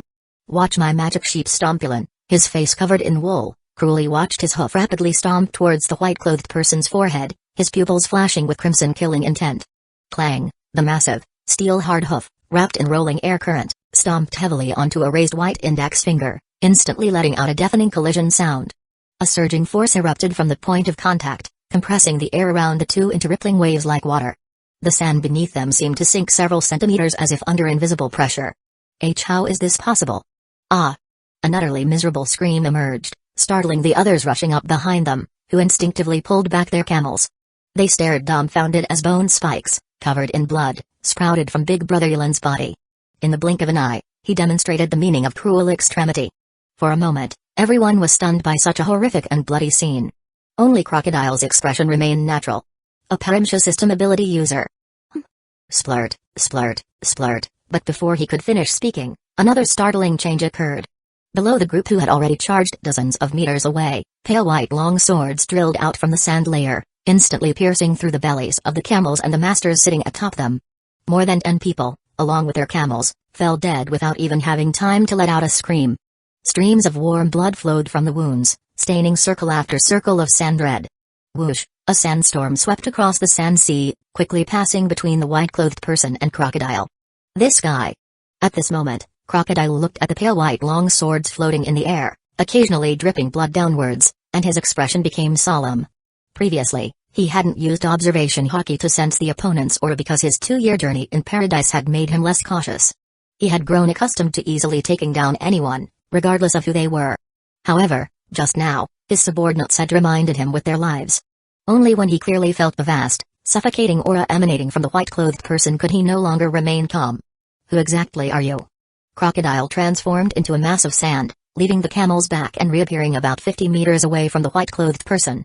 At the same time, his entire body tensed, ready to strike at any moment. Swish. Swish. Swish. Swish, but the white-clothed person gave no response. Instead, the 13 pale white long swords in the air shot towards him. Their speed was so fast that they left the sonic booms far behind. Fortunately, Crocodile's observation hockey was already prepared. Combined with his Logia system's element transformation ability, he managed to easily evade the chaotic sword attack. The next second, a blurry white shadow flashed within his sight. Crocodile's expression instantly changed in alarm. His right arm, already transformed into a mass of sand, vibrated at high speed, emitting a buzzing sound. Crescent Dune. The massive crescent-shaped sand blade swept forward, colliding with the white sword blade chopping towards him. However, the former couldn't even last a second. The sword light, as fast as a white rainbow, directly cut through the sand blade and struck the latter's chest. Although he quickly used element transformation to try and disperse his body to avoid the sword, he was ultimately a bit slow. When the mass of yellowish-brown sandstorm he had transformed into reformed into a human shape 100 meters away, a long, bloody cut indeed appeared on his chest. What a fast blade! Crocodile clutched the wound on his chest, his face grim as he stared intently at the white-clothed person. Cold sweat had already appeared on his forehead. But in response to his words, the white-clothed person stopped as if appraising him. He suddenly spoke, saying, "So weak. How can your hockey be this weak?" This person was precisely the Cypher Pulse Zero agent sent by the 5 elders. Furthermore, he wasn't just an ordinary Cypher Pulse Zero agent member, but a Cypher Pulse Zero agent holding the title of Holy Shield.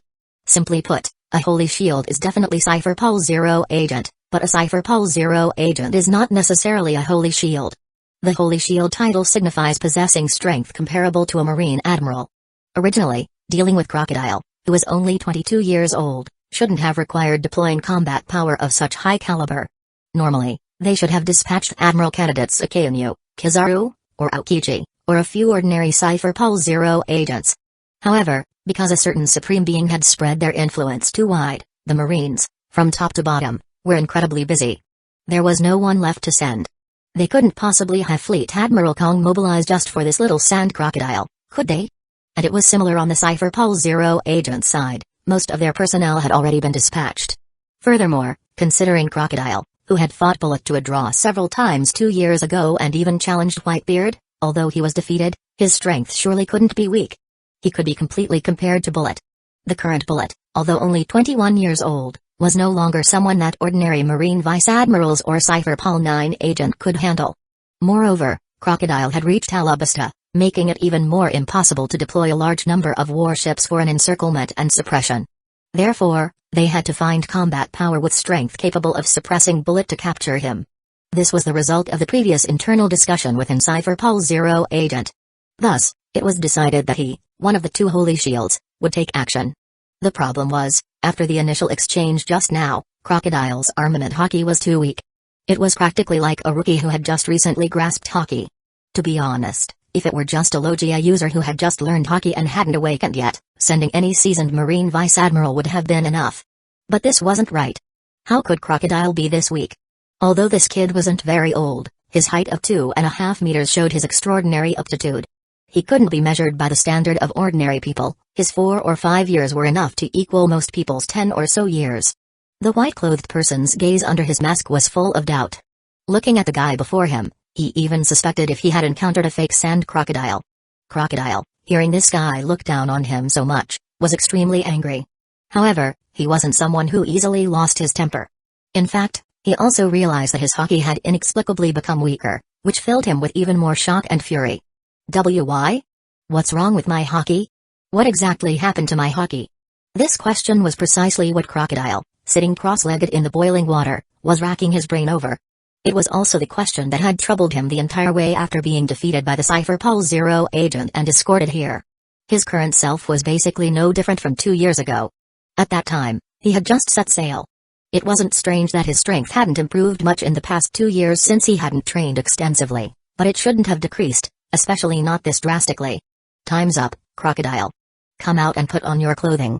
At this moment, the prison guard outside the put called out to him somewhat nervously. He didn't know why he was nervous.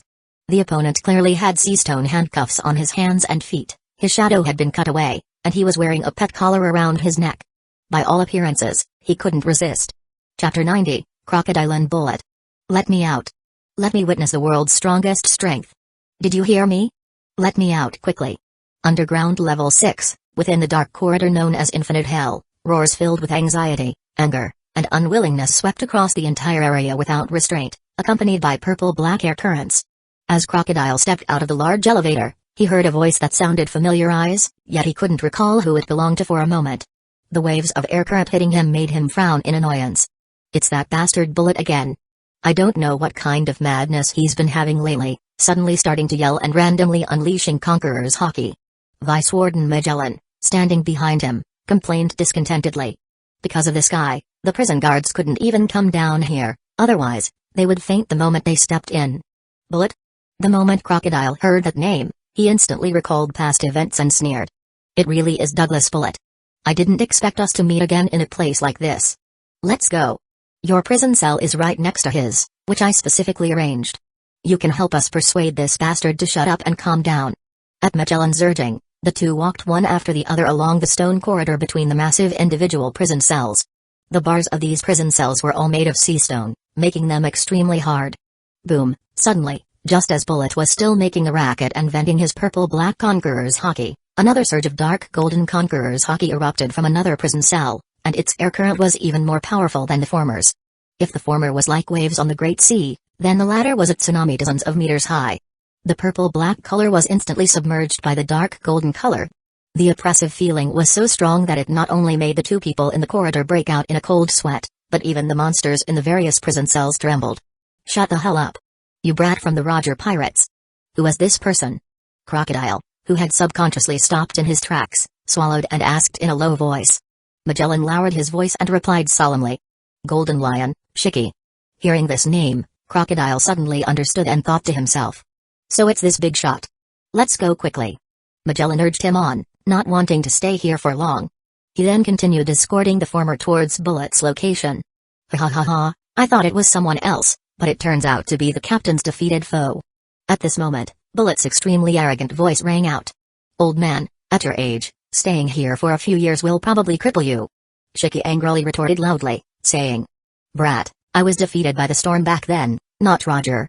If it weren't for that sudden storm, your Roger pirates would have been wiped out by me long ago.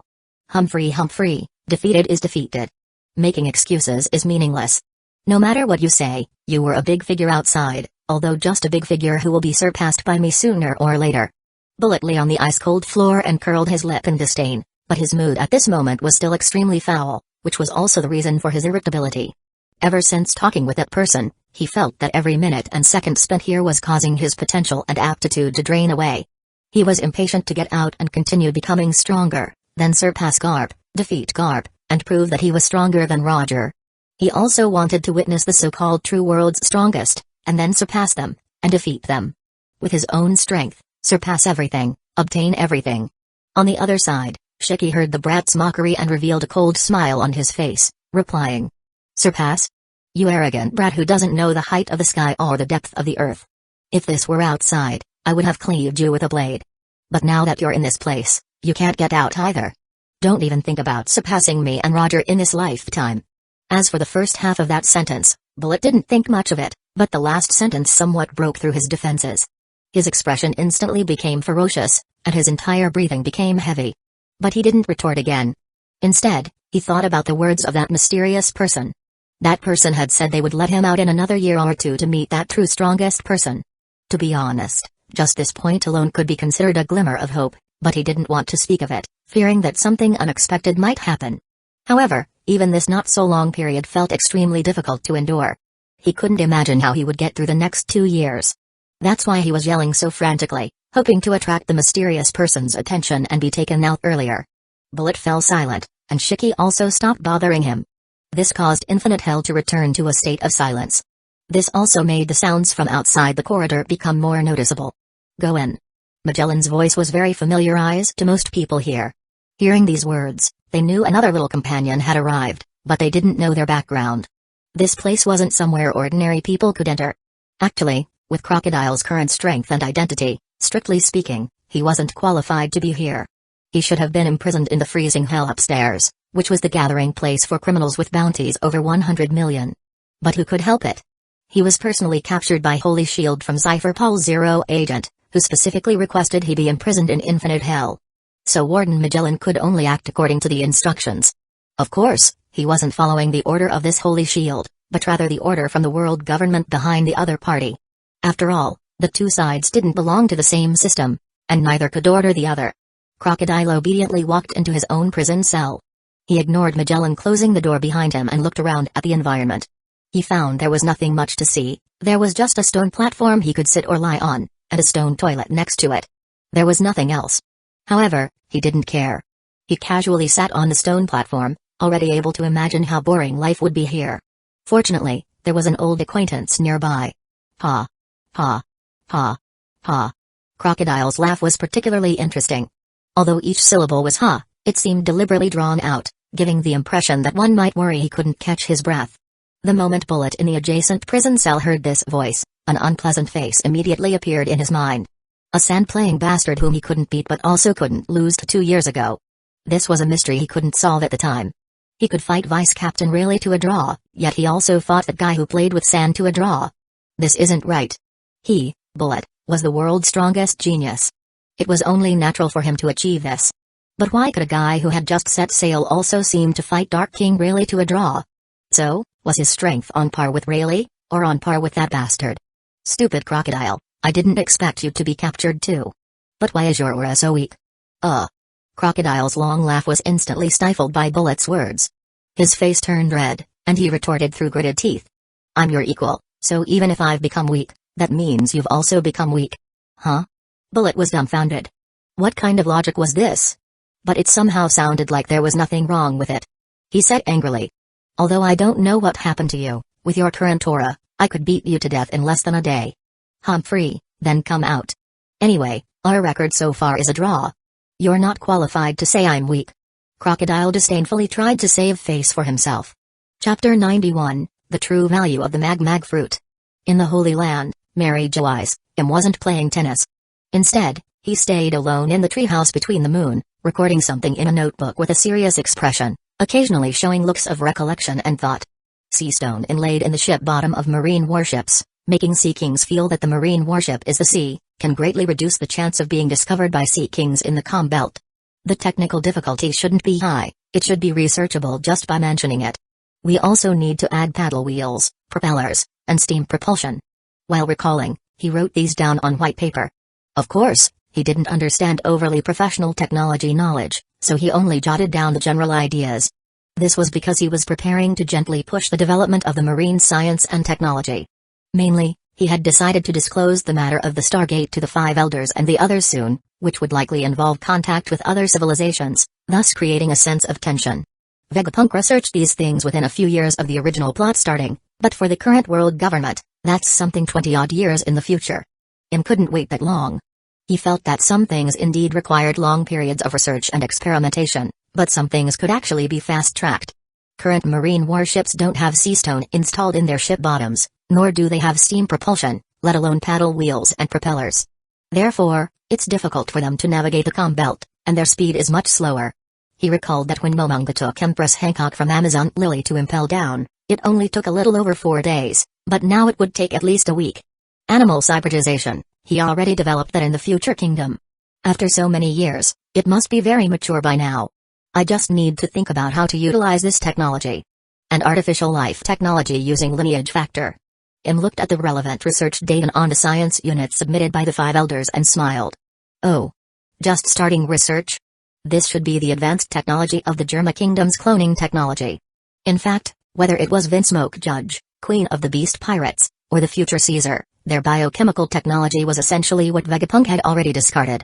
However, they did come up with some new tricks, such as genetic modification starting from the embryonic stage, giving infants superhuman physique and superpowers. Although there were some deficiencies in emotions, from the looks of Sanji and Reiju, it was just a matter of probability. The most important thing was that none of them could disobey Judge's orders. Isn't this the best cipher Paul seedling? If this technology can be maturely mastered, there will be no need to find orphans to train in the future. Thinking of this, Im's gaze flickered, and he became interested in the Germa Kingdom and the Vinsmoke family in the North Blue. At this point in time, the eldest daughter Reiju should have just been born, or still in her mother's womb. 3 years later, Akiji, Nijai, Sanji, and Yanji will be born as quadruplets on the same day. Then let's not touch them for now. We'll wait until the 4 brothers appear before picking the fruit. For the Germa Kingdom, the biggest obstacle is that it is itself an affiliated country, and even one of the 50 member nations qualified to participate in the reverie. So, Vinsmoke Judge cannot be arrested casually, but all the research data and experimental equipment he produced, as well as the relevant researchers, can be confiscated.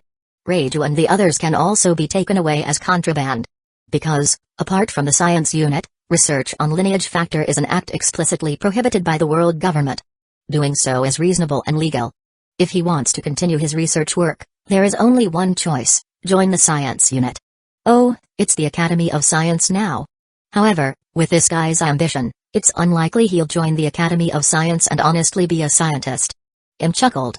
In his eyes, the current Vinsmoke Judge is like a chicken laying eggs. Once the eggs are laid, take the eggs and then lock him up. Next, he shifted his attention to Queen. Plague bullets are nothing much, but the mummy virus and Isana virus are somewhat interesting. They are very similar to the future Caesar's Land of Death. If there's a chance to capture him, he can be thrown into the Biochemical Research Institute. If not, then send the idea to Caesar, and he should be able to create it. Found that the biochemical virus weapons in this world seem to be the type that infiltrates the body from the outside. In his impression, didn't poison gas and plagues usually start acting from within the body? Of course, he didn't understand it very well either. Perhaps in his previous life, there were also viruses that first infected the skin. And this guy's human body modification technology. If utilized well, how many disabled people could regain mobility? It seems I have to find a way to invite him back. Working for the Gaikaido is too much of a waste. While recording, complained in his heart. However, the human body gigantification experiment at Punk Hazard must be stopped. What's the use of that thing? If you want giant soldiers, it's better to capture some of the giant race, let them have children, and then train them. He mainly felt uncomfortable using the children of natural persons for biochemical experiments. Although he wasn't a good person and valued the authority and influence in his hands, he still had a basic bottom line. Unless a situation that seriously threatened his rule arose, the bottom line must be upheld. Children are the bottom line. As for Vince Moksakiji and the others, in his opinion, they were more akin to advanced clone-modified warriors and could not be lumped together with natural persons. Ah, speaking of which, I have to find a way to deal with that giant kingdom in Elbaf. Not only does it block the entrance and exit of the high-speed skyway, but its attitude towards the world government has always been one of refusing cooperation and even hostility. This is being stubborn. Thinking of this, Im's gaze turned cold. To be honest, as a transmigrator, he truly didn't care about the grudges and conflicts from hundreds of years ago. As long as they were willing to cooperate well and be obedient from now on, he was willing to accept their continued existence and even give them some extra care. Fishman Island was like this.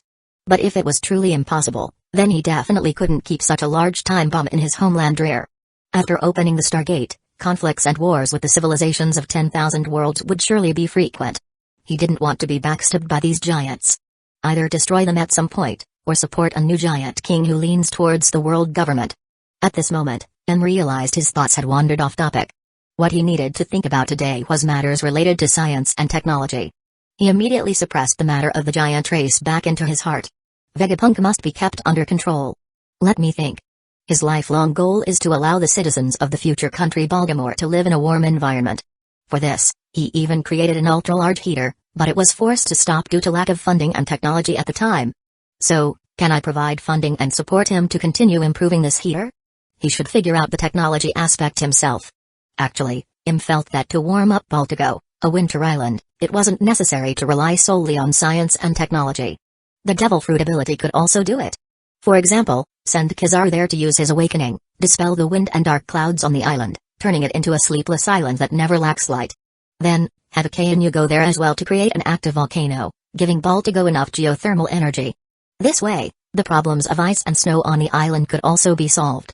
Speaking of which, the true value of the Mag Fruit's awakening isn't in combat, but in being able to artificially create eternal active volcanoes and geothermal energy. I remember this thing can be used for power generation. Im's eyes lit up, but he didn't notice that his thoughts had wandered off topic again.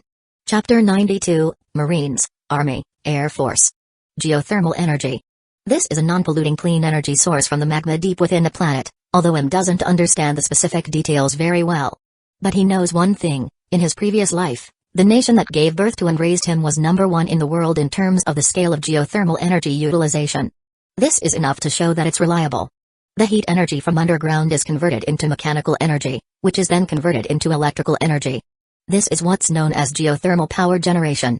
The key is that as long as the speed of extracting heat doesn't exceed the speed at which it replenishes itself, this thing can actually be considered renewable.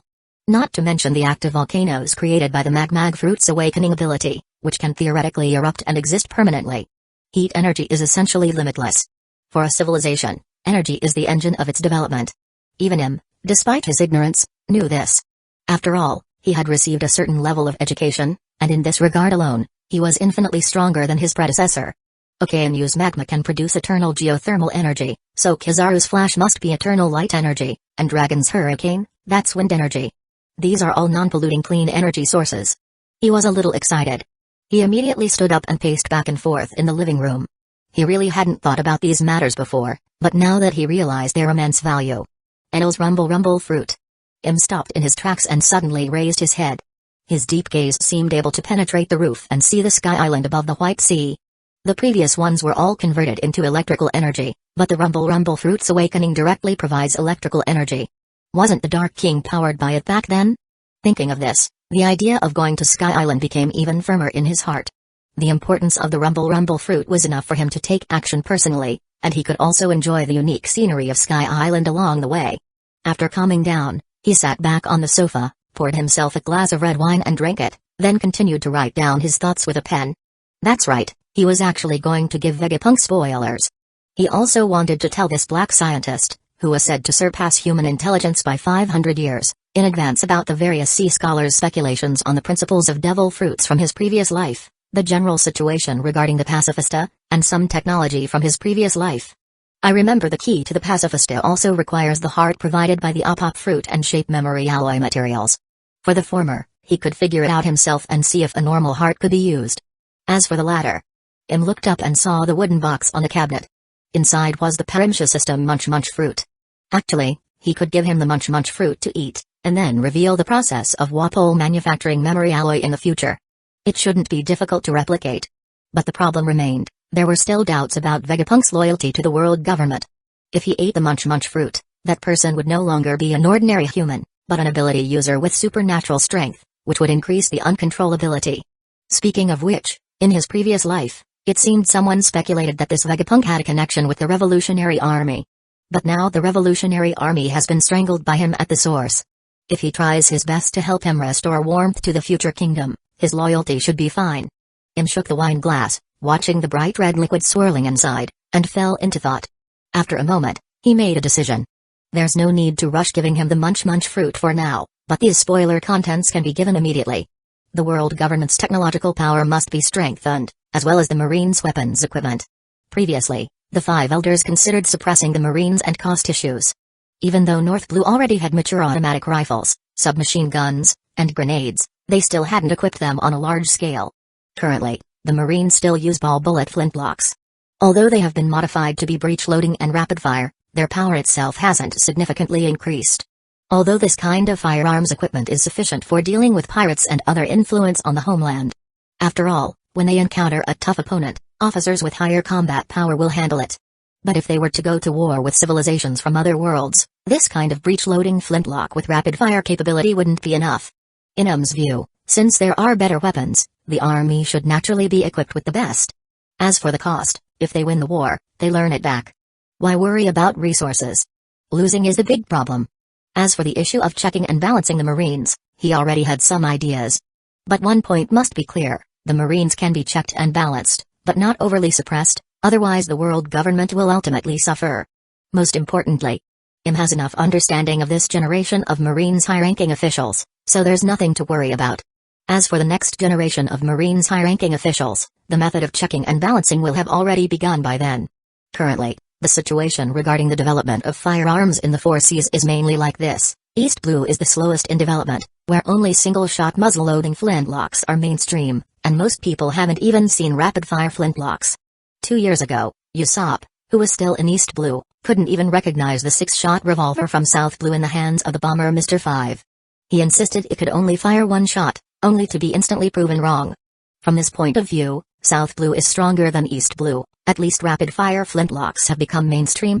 Next is West Blue, a sea area filled with mafia, home to the 5 great mafia families, who are quite famous even in the underworld.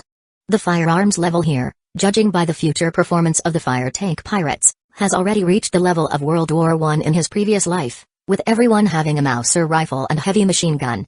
Finally, there is North Blue, which basically uses modern breech-loading cartridge firearms, meaning it's at the level of World War II in his previous life. Submachine guns, grenades, and light machine guns are all available, and they can even manufacture Gatling guns. Doflamingo is currently selling these things. Thus, the usefulness of this flamingo is highlighted. I need to make him expand the scale of the weapon factory in North Blue. He muttered to himself, then downed the red wine in his glass. Wait, that's not right. Why change the equipment of the Marines? Placing the wine glass back on the table, he crossed his arms over his chest and fell into thought. After opening the Stargate, there shouldn't be many other worlds that are 80% sea like this one. Even if war breaks out in the future, it will likely be mainly land warfare, so the role of the Marines won't be as significant. The Army. Im felt that he should start paying attention to these troops. Among the world government's so-called 3 forces, there is no Air Force, but the Marines, Army, and Holy Land Garrison. Of course, there will definitely need to be an Air Force in the future. As mentioned before, this army has been responsible for guarding the Red Line and the bridge on the sea for hundreds of years, so it's easy to imagine how much combat power is left now. Now we should start strengthening the army's training and equipment, turning them into a troops capable of fighting tough battles. So the question is, who will train them? How about transferring Zephyr over? Im asked himself in his heart. But in the end, he still shook head. Leaving aside whether Zephyr would be willing to transfer to the army, the Marines are also very important. After all, the base still needs the Marines to guard it. As mentioned before, the Marines can only be checked and balanced, not suppressed. So, who else is good at army training and combat? The second person M thought of was Garp, but upon thinking of his personality, he shook head again. Just then, a flash of inspiration struck, and a face wearing a black general's military uniform appeared in his mind. Douglas Bullitt, wasn't he raised in war since childhood and became a general of the war-torn country based on his military merit? Moreover, the combat in the war-torn country took place entirely within the island, pure land warfare. The key is that this kid's strength is quite good, and he's currently locked up in Impel Down.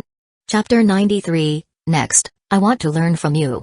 Inside Pangaea Castle, Jian, who had just finished playing a few rounds of play tennis with Stussy, washed off her sweat, put on the clothing that the maids had speedily washed and dried, and sat down on a sofa in a small living room. Your green tea. A maid respectfully placed a steaming cup of tea on the coffee table. Jian thanked her, picked up the teacup, and inhaled.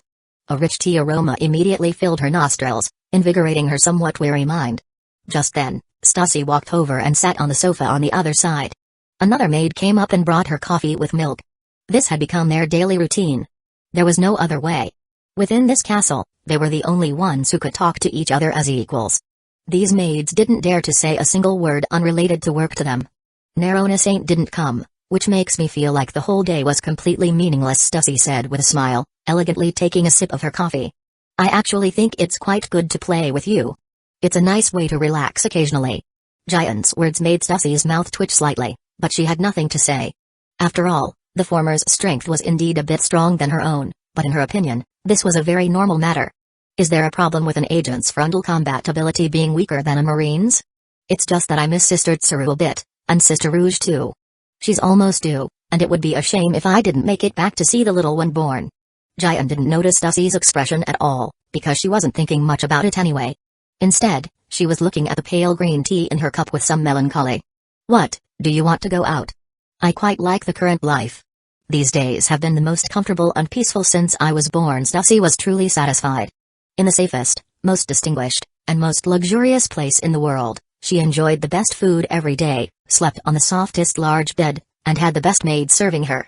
All she had to do was accompany the handsome Nerona Saint and play tennis, without having to carry out various darkness and dangerous missions. It was a high-class life, like that of a top noblewoman. How wonderful. I don't really like this place. It's too good, so good that it makes me uncomfortable. If it weren't for playing tennis with Nerona Saint, which really allows me to often reach my limits, I would have wanted to leave a long time ago. Jian sighed helplessly, resting her right hand on her fair chin. She could feel that her strength had indeed improved, especially her hockey. It had only been a few days, that was already very rare. But she still felt that she didn't belong here after all. Ah, if only I could spar with Nerona Saint using blades and swords. Although this tennis ball is interesting, it always feels like something is missing. To put it bluntly, Jian hadn't used her blade to fight someone in a long time and was starting to feel uncomfortable. If she were in Manafort, she could just find any of the officers and have a good fight. Stussy, however, was startled by her words and quickly issued a warning. Are you crazy? You actually want to use a blade against a celestial dragons, and a high-ranking one who is a candidate for the next 5 elders? Get rid of that idea as soon as possible. Don't look for trouble for yourself. Because after these few days of close contact, their relationship had reached the level of friends. She didn't want to see this naive Marines girl get caught and thrown into Impel Down. If she really used a blade against a celestial dragons and angered the other party, then it wouldn't matter if Jian's sister was Vice Admiral Tsuru, or even if her brother was Admiral Sengoku. I understand, so I was just thinking. You say Nerona Saint is so strong, his swordsmanship must be quite good too, right? As a sword master who had only recently been promoted, Jian could feel the sharpness emanating from him. That was clearly the aura belonging to a swordsman. Seeing that she was still not giving up, Stussy shook her head and stopped trying to persuade her, changing the topic with a pout. Anyway, I hope I can stay as long as possible. Tell me, does this Nerona Saint have a wife? He looks so young. Probably. How could a celestial dragons lack women? Jian said casually, not caring at all, then teased Stussy, from the way you're talking, are you thinking of throwing yourself at him? Hee, if that lord is willing, of course I am. Stussy showed a dejected expression and said. But after these few days of contact and observation, this Nerona Saint clearly isn't interested in me, nor in you. I really don't know what kind of woman can catch his eye. As an excellent intelligence personnel, her observational skills were enough to leave Jian 8 blocks behind. But it was precisely because of this that she felt increasingly frustrated and lost. In fact, she also knew in her heart that she was simply not worthy of this future 5 elders. If it were a celestial dragons who wasn't picky, they might be happy to take her into their harem. But that kind of person would definitely throw her out of the Holy Land after getting tired of playing with her. In that case, it would be better to stay in Cypher Pol 9 agent. It must be a princess of a country. Jaya truly didn't care about these things. Or rather, hearing Stussy say that Narona Saint had no interest in her made her feel relieved. She was genuinely worried that her beauty would attract the attention of the celestial dragons, which would truly be big trouble. Just as the 2 women were chatting late at night, a figure walked into the room of authority on the top floor. This person was neither nor a maid, nor any of the 5 elders. He was seen carrying a long sword on his back, walking under the starry sky and moonlight, stepping on the silver-gray sandy ground covered in dent, all the way to the tree house door. During this time, no one actually stopped him. Knock knock knock, the person knocked on the wooden door 3 times, and without waiting for a response from inside, he casually pushed the door open and walked in, as if he were returning to his own home. Who was sitting in the living room, had already sensed his arrival. The files recorded on the desk had long been put away, and he had resumed his usual indifferent demeanor, quietly watching the other person sit down on the sofa opposite him. Speak. What do you want, coming back this time, Dracul Mihawk? That's right, the visitor was none other than Hawkeye's Mihawk, who was already somewhat famous outside, having reached the Sword Master realm at a young age of 19. According to the memories of the previous body, this Mihawk had been brought here and raised by the boredom since birth. So this place was truly equivalent to the other party's home, while the land of the gods was more like an unfamiliar neighborhood. After this guy grew up a bit, he often watched him dancing sword under the moon outside, which sparked his curiosity and interest in swordsmanship. But the previous body, had always been unwilling to teach him. Around the age of 10, who would have thought that this Mihawk would actually try to leave Mary Joyce alone, with the goal of seeking a swordsmanship master outside? When the previous body, learned of this, he found it extremely interesting. He issued an order for all Cypher Pol agent and the Holy Land garrison to secretly cooperate, allowing Mihawk to leave without any major incidents along the way. At the same time, there would also be Cypher Pol agents secretly following and protecting him. Otherwise, at his age of 10, how could he possibly cross the seas and grow up smoothly? Those Cypher Pol agents had eliminated countless unfortunate individuals who posed a threat to Mihawk. Then, when Mihawk was about 17 years old, already a sword master, he discovered the hidden Cypher Pol agents and returned here to challenge the previous body, The result was naturally no surprise, he was utterly defeated. However, he also received the personal sword given by the latter as a gift for his promotion to sword master. That was the Black Blade, Yaru, one of the supreme grade swords, which was currently on Mihawk's back. Of course, this blade was too eye-catching, and it had brought him many challengers over the years. His title of Hawkeyes was earned through killing them. Had originally planned to call him over next year when he turned 20, but he didn't expect him to return on his own initiative. However, a difference of less than half a year didn't make much difference. My strength has reached a bottleneck. Mihawk looked at the latter with pupil identical to Im's and said softly. Next, I want to learn from you. Chapter 94, Shanks summoned back to the Holy Land. East Blue, Logue Town. Oh. Look, the news COO is here. A little boy heard the sound and immediately looked up, pointing at a large bird flying down from the sky and shouting excitedly. His seemingly young father beside him smiled and waved. Soon, the large white bird flew down. It was a yellow-beaked bird wearing a white hat and carrying a red square bag around its neck. Its gaze and expression, in particular, looked very human-like. Here, 100. The father casually took out a coin from his pocket and put it into the red envelope on the bird's chest, then took the new newspaper handed to him. The little boy carefully stroked the news COO's wings nearby. The news COO showed a happy expression when the transaction went smoothly. At the same time, the men and women around also gathered around, ready to buy the latest issue of the newspaper. Give me one. Me too. But these people didn't notice that the young father who bought the newspaper first suddenly changed his expression when he saw the front page headline. Soon, more and more people saw the content above. They didn't even notice the news COO flying away, and everyone had a surprised expression. Shocking. The Pirate King Goldie Rogers' great treasure, One Piece, has been found. The content below highlighted that the world government had found the great treasure on an island somewhere in the New World. A fleet consisting of 10 warships led by Marine Admiral Sengoku and Marine Hero Garp had already arrived at the island. Furthermore, the world government would conduct a public broadcast tomorrow, making the process of the fleet escorting the treasure back to Mary Joyce public. They would also show all the treasure to the world's citizens before storing it in the Holy Land Treasury. This is impossible. At the Rip-Off Bar in GR13 area of the Sabati Archipelago, a handsome blonde uncle sat at the bar counter, staring dumbfounded at the newspaper in his hand. Oh? What's wrong? Shaki, who was wiping a wine glass with a cloth and holding a lady's cigarette in her mouth, looked over confusedly, as Rayleigh rarely had such a big reaction.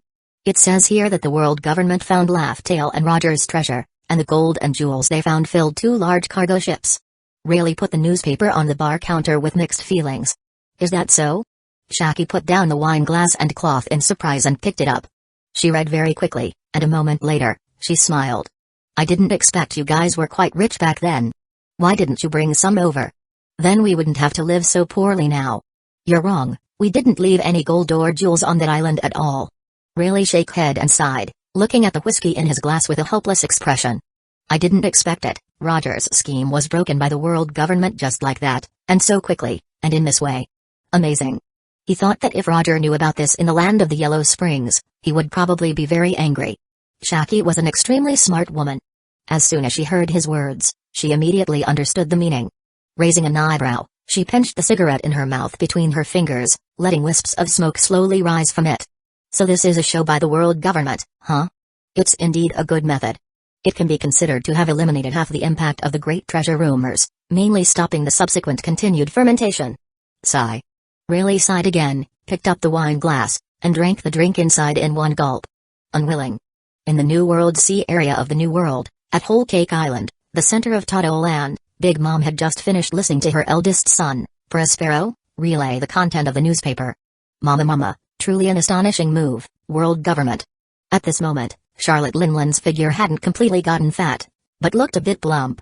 She sat sexiness crossing her legs on the huge throne. So those Marines are somewhere in this sea area right now, right? Yes, Mama. Prospero, who was 26 years old this year and already serving as the Candy Minister, nodded, sticking out his long informant. Find them for Mama. Charlotte Linland revealed a cold smile. Although it's unclear if the found treasure is real or fake, it's already meaningless. But even so, I can't let those Marine guys easily return from this sea area. Mama wants to join in on this fun for her. One Piece was previously just a symbol that could prove one became the Pirate King. After all, the saying circulating on the sea was that whoever found it was the next Pirate King, which is why they searched for poneglyphs. But now, the world government, through this public broadcast, has made this symbolic meaning disappear. If the treasure the Marines are escorting is real, then there's naturally nothing to say. But even if it's fake, it's still been found. With no one able to prove it's fake, and on the premise of ensuring most people believe it, fake and real are no different. Even if a former member of the Roger Pirates stood out, compared to the media power controlled by the world government, the former's influence is simply not worth mentioning. Moreover, they will public broadcast the escort process and pile all the treasure together for the world to see. The shocking impact force will create a deep impression. In front of the facts and evidence with videos, pictures, and objects, those few rumors are simply no match. So even if she finds the real One Piece and Laugh-Tale in the future, not many people will believe and acknowledge it, and it will naturally lose its authenticity as the Pirate King's identity. It seems the world government's actions this time have made Mama a bit angry. Prospero held the pink and white striped cane made of candy in his hand. As Charlotte Linland's eldest son whom he is most familiar with, he understood as soon as he saw her expression. The reason is easy to guess. The existence of One Piece and Laugh-Tale actually provided these 4 emperors with a path to smoothly become the Pirate King without excessive conflict. Just like Goldie Roger, he didn't become the Pirate King by defeating Golden Lion Shiki, Edward Newgate, and Big Mom Charlotte Linland, but by finding Laugh-Tale. But now, it has directly returned to the situation decades ago. If you want to be the next Pirate King, you must defeat all competitors in a method similar to Goo, just like that rocks. East Blue, Shanks, who was only 15 years old and wandering alone, was sitting on a beach outside a town at this moment, holding the newspaper in his hand. His face became increasingly ugly, even angry. Nonsense, we didn't have that much treasure at all. After arriving at Laugh-Tale at that time, because Buggy suddenly got a high fever, he didn't go ashore with them to take care of Buggy. But one thing is very clear, they didn't move that much treasure from the ship to the island at all. Moreover, Roger especially liked holding banquets. As long as they saved some money on the ship, they would spend it all on food and drink. Later, it was used to buy medicine and medical treatment supplies to suppress Roger's incurable disease. Figurlin Shanks, right? Suddenly, A cold voice sounded from behind Shanks. He instantly became alert and turned around, finding that the person who came was a white-clothed person wearing a white mask, accompanied by two men in black suits. World government people. Come with us. The 5 elders have summoned you back to Mary Joyce. As soon as these words came out, Shanks, wearing a straw hat, was stunned for a moment, and immediately after, his face turned ugly. Chapter 95, The Battle of One Piece. Garp. Get ready to depart. Sengoku roared unhappily at his old friend, who was sitting on the bow of another warship, holding a fishing rod in both hands. Fortunately, the government officials from the propaganda department hadn't started filming with their transponder snails yet, otherwise his irritable appearance would have been seen by citizens all over the world nations. Oh, so soon? I was almost asleep. The bubble on Garp's nose burst, and he opened his slightly hazy eyes, casually tossing the fishing rod in his hand to Rear Admiral Bogard beside him. Let's go, this damn place is boring to death. He completely ignored Laugh Tale, the island countless people had searched for. He had spent the entire day fishing while waiting for the marine soldiers to haul the treasure onto the cargo ship. Originally, Garp had been very interested in this island, but after arriving, he lost interest. It was just a summer island with dense plants, and deep within it was an underground space. The Cypher Pol people claimed that One Piece was found inside. He went in to see, and it was indeed quite convincing. The wanted posters of all the Roger Pirates members were even posted on the wall, giving the impression that Roger and his crew used it as a memorial. Oh, and there was also a poneglyph with the so-called Roger's self-narration written on it. To be honest, most people seeing this would basically believe it. For example, at this moment, millions of citizens standing in front of live broadcast screens in various places in the world saw the crystal-clear poneglyph content on the screen feed, as well as the massive underground treasury and the somewhat old, yellowed wanted posters on the wall. They subconsciously believed it. They had previously witnessed with their own eyes many large boxes emitting golden light being continuously pushed onto the deck of the cargo ship under the escort of government officials and Navy soldiers, and then moved into the cabin. However, for Garp, not sensing any of Roger's hockey presence on that poneglyph, he realized that all of this was fake. He wasn't as resourceful as Sengoku, but he always trusted his own feelings. Now, everything was finally ready. The fleet, consisting of 10 headquarters warships and 2 large cargo ships, officially returned to Mary Joyce. The 10 warships, like giant beasts of the sea, formed a circular formation of 552, protecting the cargo ships in the center. Those familiar with naval warfare knew this was a defensive formation.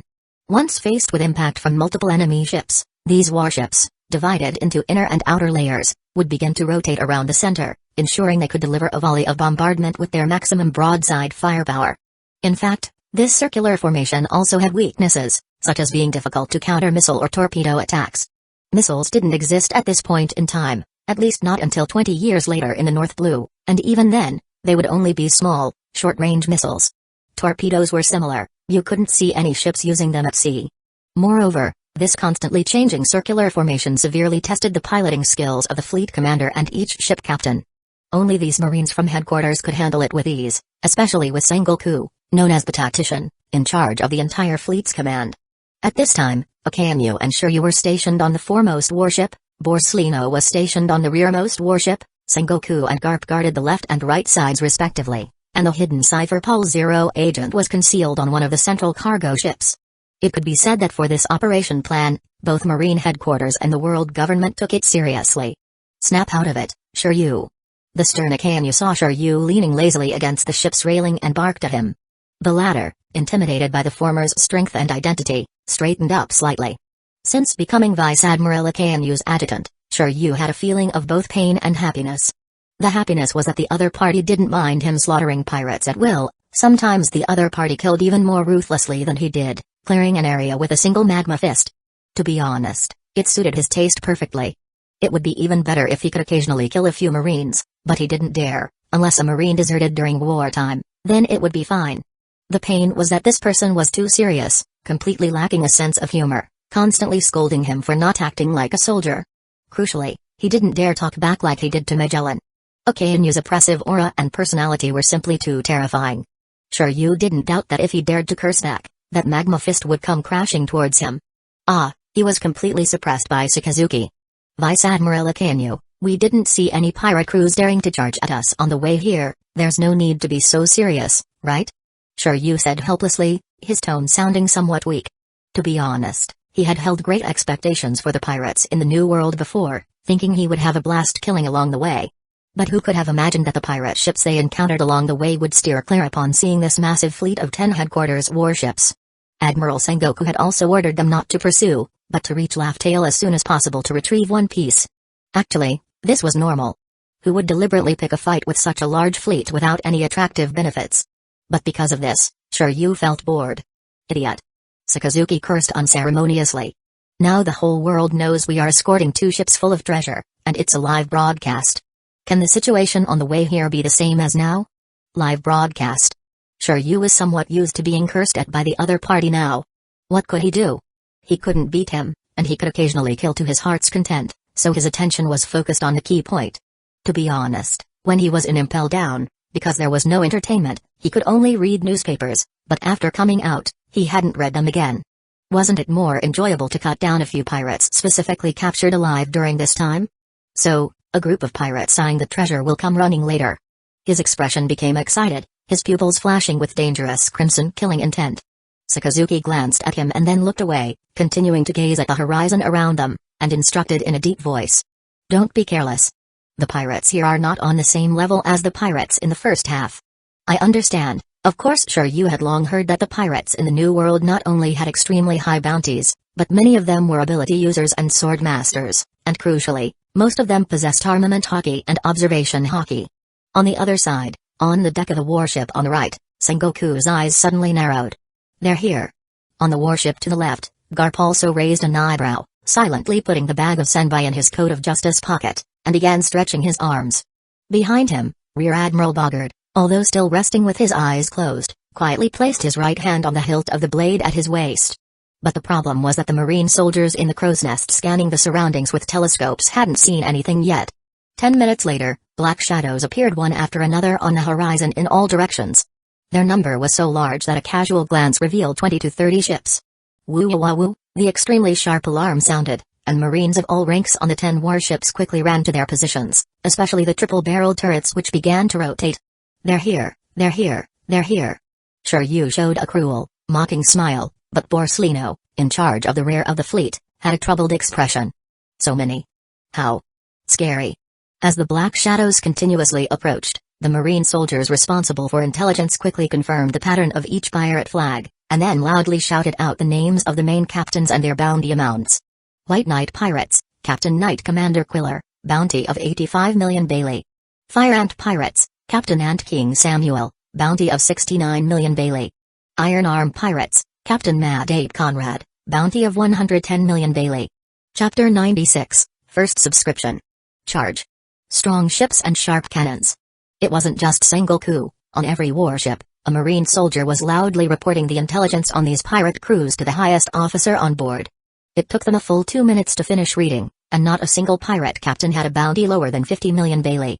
There were even 2 great pirates with bounties over 100 million. This also caused the atmosphere of the entire fleet to become solemn. These pirates from the New World each had the characteristic of being skilled and bold. Their strength was not weak, so they were truly capable of doing anything. As long as they felt it was necessary, or the target's temptation was strong enough, they were willing to take risks. The great treasure of the pirate king Guldy Roger, One Piece, its temptation was definitely great enough. Actually, the captains of these pirate crews were just coming to take a look. After all, the lineup of 10 warships, plus a marine admiral and a marine hero, had sufficient intimidation. But when they discovered that more and more pirate ships were gathering around, and each one had a considerable reputation, they suddenly tacitly felt that there was an opportunity. As long as they joined forces, they might be able to snatch the immense wealth of a cargo ship amidst the chaos. As for which lucky person succeeded and which unlucky one sank to the seabed as a corpse, it would all depend on their respective abilities and luck. Thus, transponder snails started communicating between the pirate ships. They brazenly discussed the content of their joint combat, completely unconcerned about whether the Marines might be eavesdropping. Of course, even if they cared, there was nothing they could do. After all, white den mushi, which could prevent eavesdropping, were extremely rare, and they simply didn't have such things. At the same time, the Marines were indeed using black den mushi to eavesdrop on the conversations between these pirate crews. Pass down the order, form ranks, prepare for combat. After Sengoku received the intelligence, he immediately gave the order. Soon, the 2 large cargo ships slowed their voyage. The 10 warships around them divided into inner and outer layers and began to rotate around the center, always keeping their broadside, which had the strongest firepower, facing outwards. We must severely cripple and injure this group of pirates here. Only by doing so can we deter the pirates who come after. Pass down the order, no prisoners this time, annihilate them all. This current Marine headquarters only serving admirals' decisive and cold order was transmitted without delay through the visual den mushy in the hands of the propaganda department personnel nearby, reaching the ears of countless citizens in world nations and various islands. This also caused many people to subconsciously clench their fists, watching the screen feed with nervous faces as terrifying pirate ships appeared one after another. Go, Marines! For most citizens, the Marines represented justice, the shield protecting the world's order, while pirates were the synonym for evil, slaughter, brutality, and blunder. This was also why, in the original work, when the news of Whitebeard Newgate's death spread, it caused citizens in various places to cheer loudly. When Shiryu heard Sengoku's order conveyed by the Marine soldier, he felt even better. He stuck out his informant and licked his lips, which were somewhat dry from the sea wind, and smiled. This place, the Marines, is really good. He found that he liked being a Marine more and more.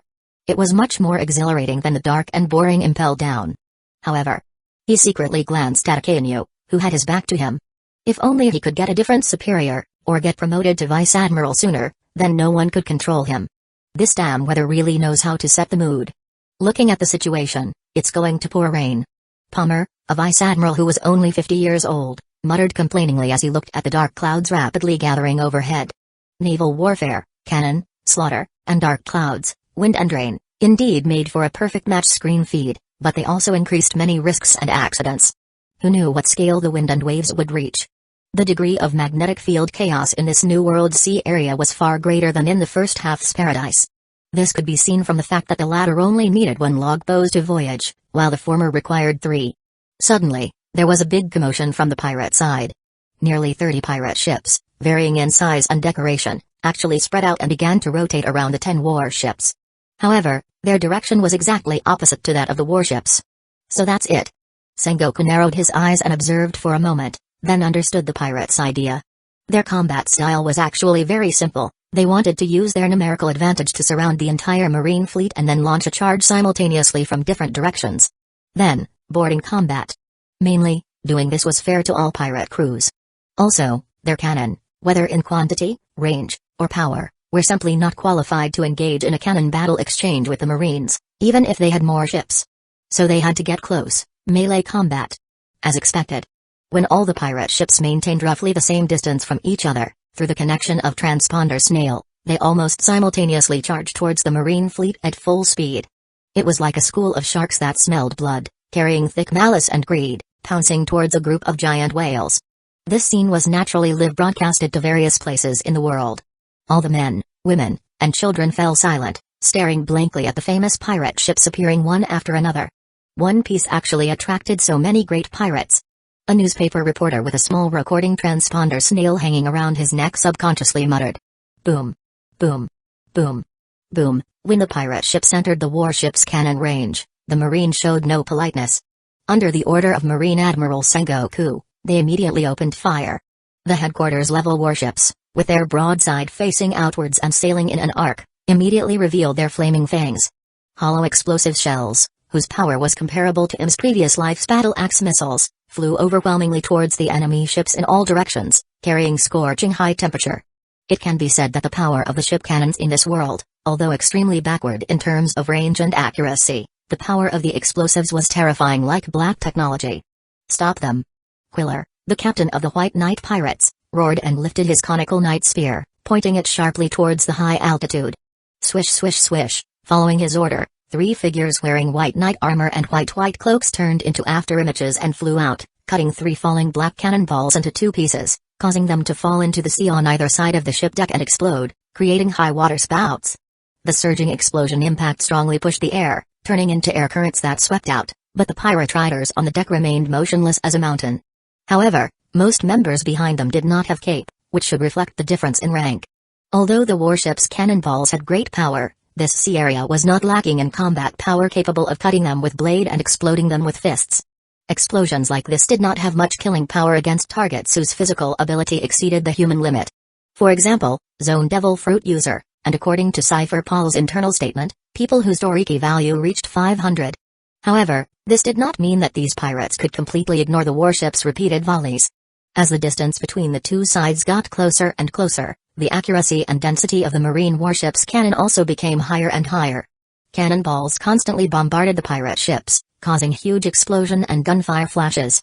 Casualties were naturally unavoidable. Although the pirates also began to return fire with cannon, they were charging towards the fleet head-on, so they couldn't use the broadside where the cannon deck was located for volleys, and their firepower was naturally greatly reduced. Furthermore, the latter relied on the surface being wrapped in a layer of solid steel armor, basically turning a blind eye to the former's low-power cannonball. Unless a cannonball landed on the deck, only then would an officers casually step out to deal with it. This was the reason why the Marines could suppress the four seas. Strong ships and sharp cannons. Expert gathered. Great eruption suddenly, the temperature surged. Chapter 97, Another Logia User? Great eruption as the first pirate ship, the Iron Wall Pirates battleship, was the first to approach a warship amidst the gale and storm. A massive magma fist, over 10 meters high and several meters thick, appeared in the sight of both friend and foe, emitting rolling black smoke. It slammed down like a small building made of magma. "You trash, you scum, I'll send you all to hell." Sakazuki, imposing in his red suit and coat of justice, stood atop a triple-barreled anti-aircraft gun turret, looking down at Mad Ape Captain Conrad below. Conrad had transformed into a human gorilla and was gritting his teeth, resisting the magma with all his might, relying on brute strength and haki. Sakazuki made a cold declaration. How can he be this strong? After holding on for a few seconds, the latter realized his armament haki couldn't withstand the strength and high temperature of the magma at all. As he was pushed backward, the fur, coated in a dark sheen, began to show signs of scorching. Boom, all the massive magma fist, like a small building, completely exploded, instantly engulfing Captain Conrad. The pirate ship behind him and the pirates on the deck, their faces filled with terror, were also submerged in the scorching magma. Behind, Shiryu, who had just drawn his blade and was about to board the ship to go on a rampage, quickly stopped his steps upon seeing this scene. The look of excitement on his face froze, and he could only darken his expression helplessly, complaining indignantly in his heart. It's like this again. How can killing be so crude? There's no aesthetic at all. Akenyu. Suddenly, on the Iron Wall Pirates ship, which was burning fiercely, a roar filled with extreme anger and hatred rang out. The next moment, a black-furred gorilla nearly 3 meters tall, covered in viscous magma, burst out from the gunfire flash with a face full of madness and ferocity. Die for me, a bounty of over 100 million Bailey, it's no wonder. The life force of animal system users is indeed quite good. Sakazuki watched coldly as the opponent sought their own death. His right arm, still in element transformation, emitted rolling, terrifying black smoke and fiery high temperatures in the wind and rain. At this moment, over 40 battleships from both sides were constantly firing cannonballs at each other's decks. The difference was that the cannons of the pirate ships could only create shallow dents on the surface of the warships, while the latter's cannons could easily pierce the ships, causing the cannonballs to explode inside the opponent, inflicting heavy damage. The climate of the New World Sea area truly changed in an instant. The storm had fully formed, and wave after wave of large sea waves crashed down, regardless of friend or foe. However, the pirates and marines, who had long since gone berserk, had no interest in caring about these things. Especially the pirate captains with high bounties and their cadres, who used various methods to board the warship's decks. Kill. Bang bang bang bang, Captain Samuel of the Fire Ant Pirates, with a bounty of 69 million Bailey and the nickname Ant King, had already entered his beast-human form. Covered in black ant carapace, he held 2 large-caliber pistols made entirely of metal. Completely ignoring the huge recoil produced by each bullet, he fired frantically, clearing out a large zone on the deck in an instant. He was like a black ant king constantly spewing gunfire flash. When a Navy lieutenant charged forward to try and stop him, the former used armament hockey hardening on the heavy gun barrels, then swung them violently at the opponent's chest, sending them flying back as they spat blood, before continuing to pull the trigger, harvesting the lives of Marine soldiers one by one. How awful! Suddenly, a dazzling golden light pierced Captain Samuel's eyes. Just as he instinctively closed his eyes, his body relying on instinct and observation hockey, trying to block the twin guns in front of him for defense in the nick of time, a brown leather boots, propelled by that flashing long leg, was already pressed against his cheek. At the same time, a voice that sounded incredibly lazy, with a strangely drawn-out and slowed tone, entered his ears at that instant. Have you ever been hit by a light-speed kick? Whoosh! The next moment, Captain Samuel, the animal system bug fruit black ant form user, was sent flying backward as a golden laser. He first crashed through the warship's railing, then pierced through his own ship's hull and another pirate ship, flying hundreds of meters over the sea surface before finally plunging headfirst into the surging sea waves. That wasn't all. After Borsellino delivered the kick, he directly transformed into streaks of light spots, instantly flashing past the warship mast and appearing in the air 100 meters above. Then, he transformed into a dazzling, diamond-shaped light mass. Because of the thick dark clouds produced by the storm, the entire battlefield was already quite dim, but his appearance instantly made him the most dazzling presence there. Almost everyone subconsciously squinted and looked up. Yasuke no Magatama Kizaru and Akanu's devil fruits have already undergone awakening, and they have trained and developed them for over a decade.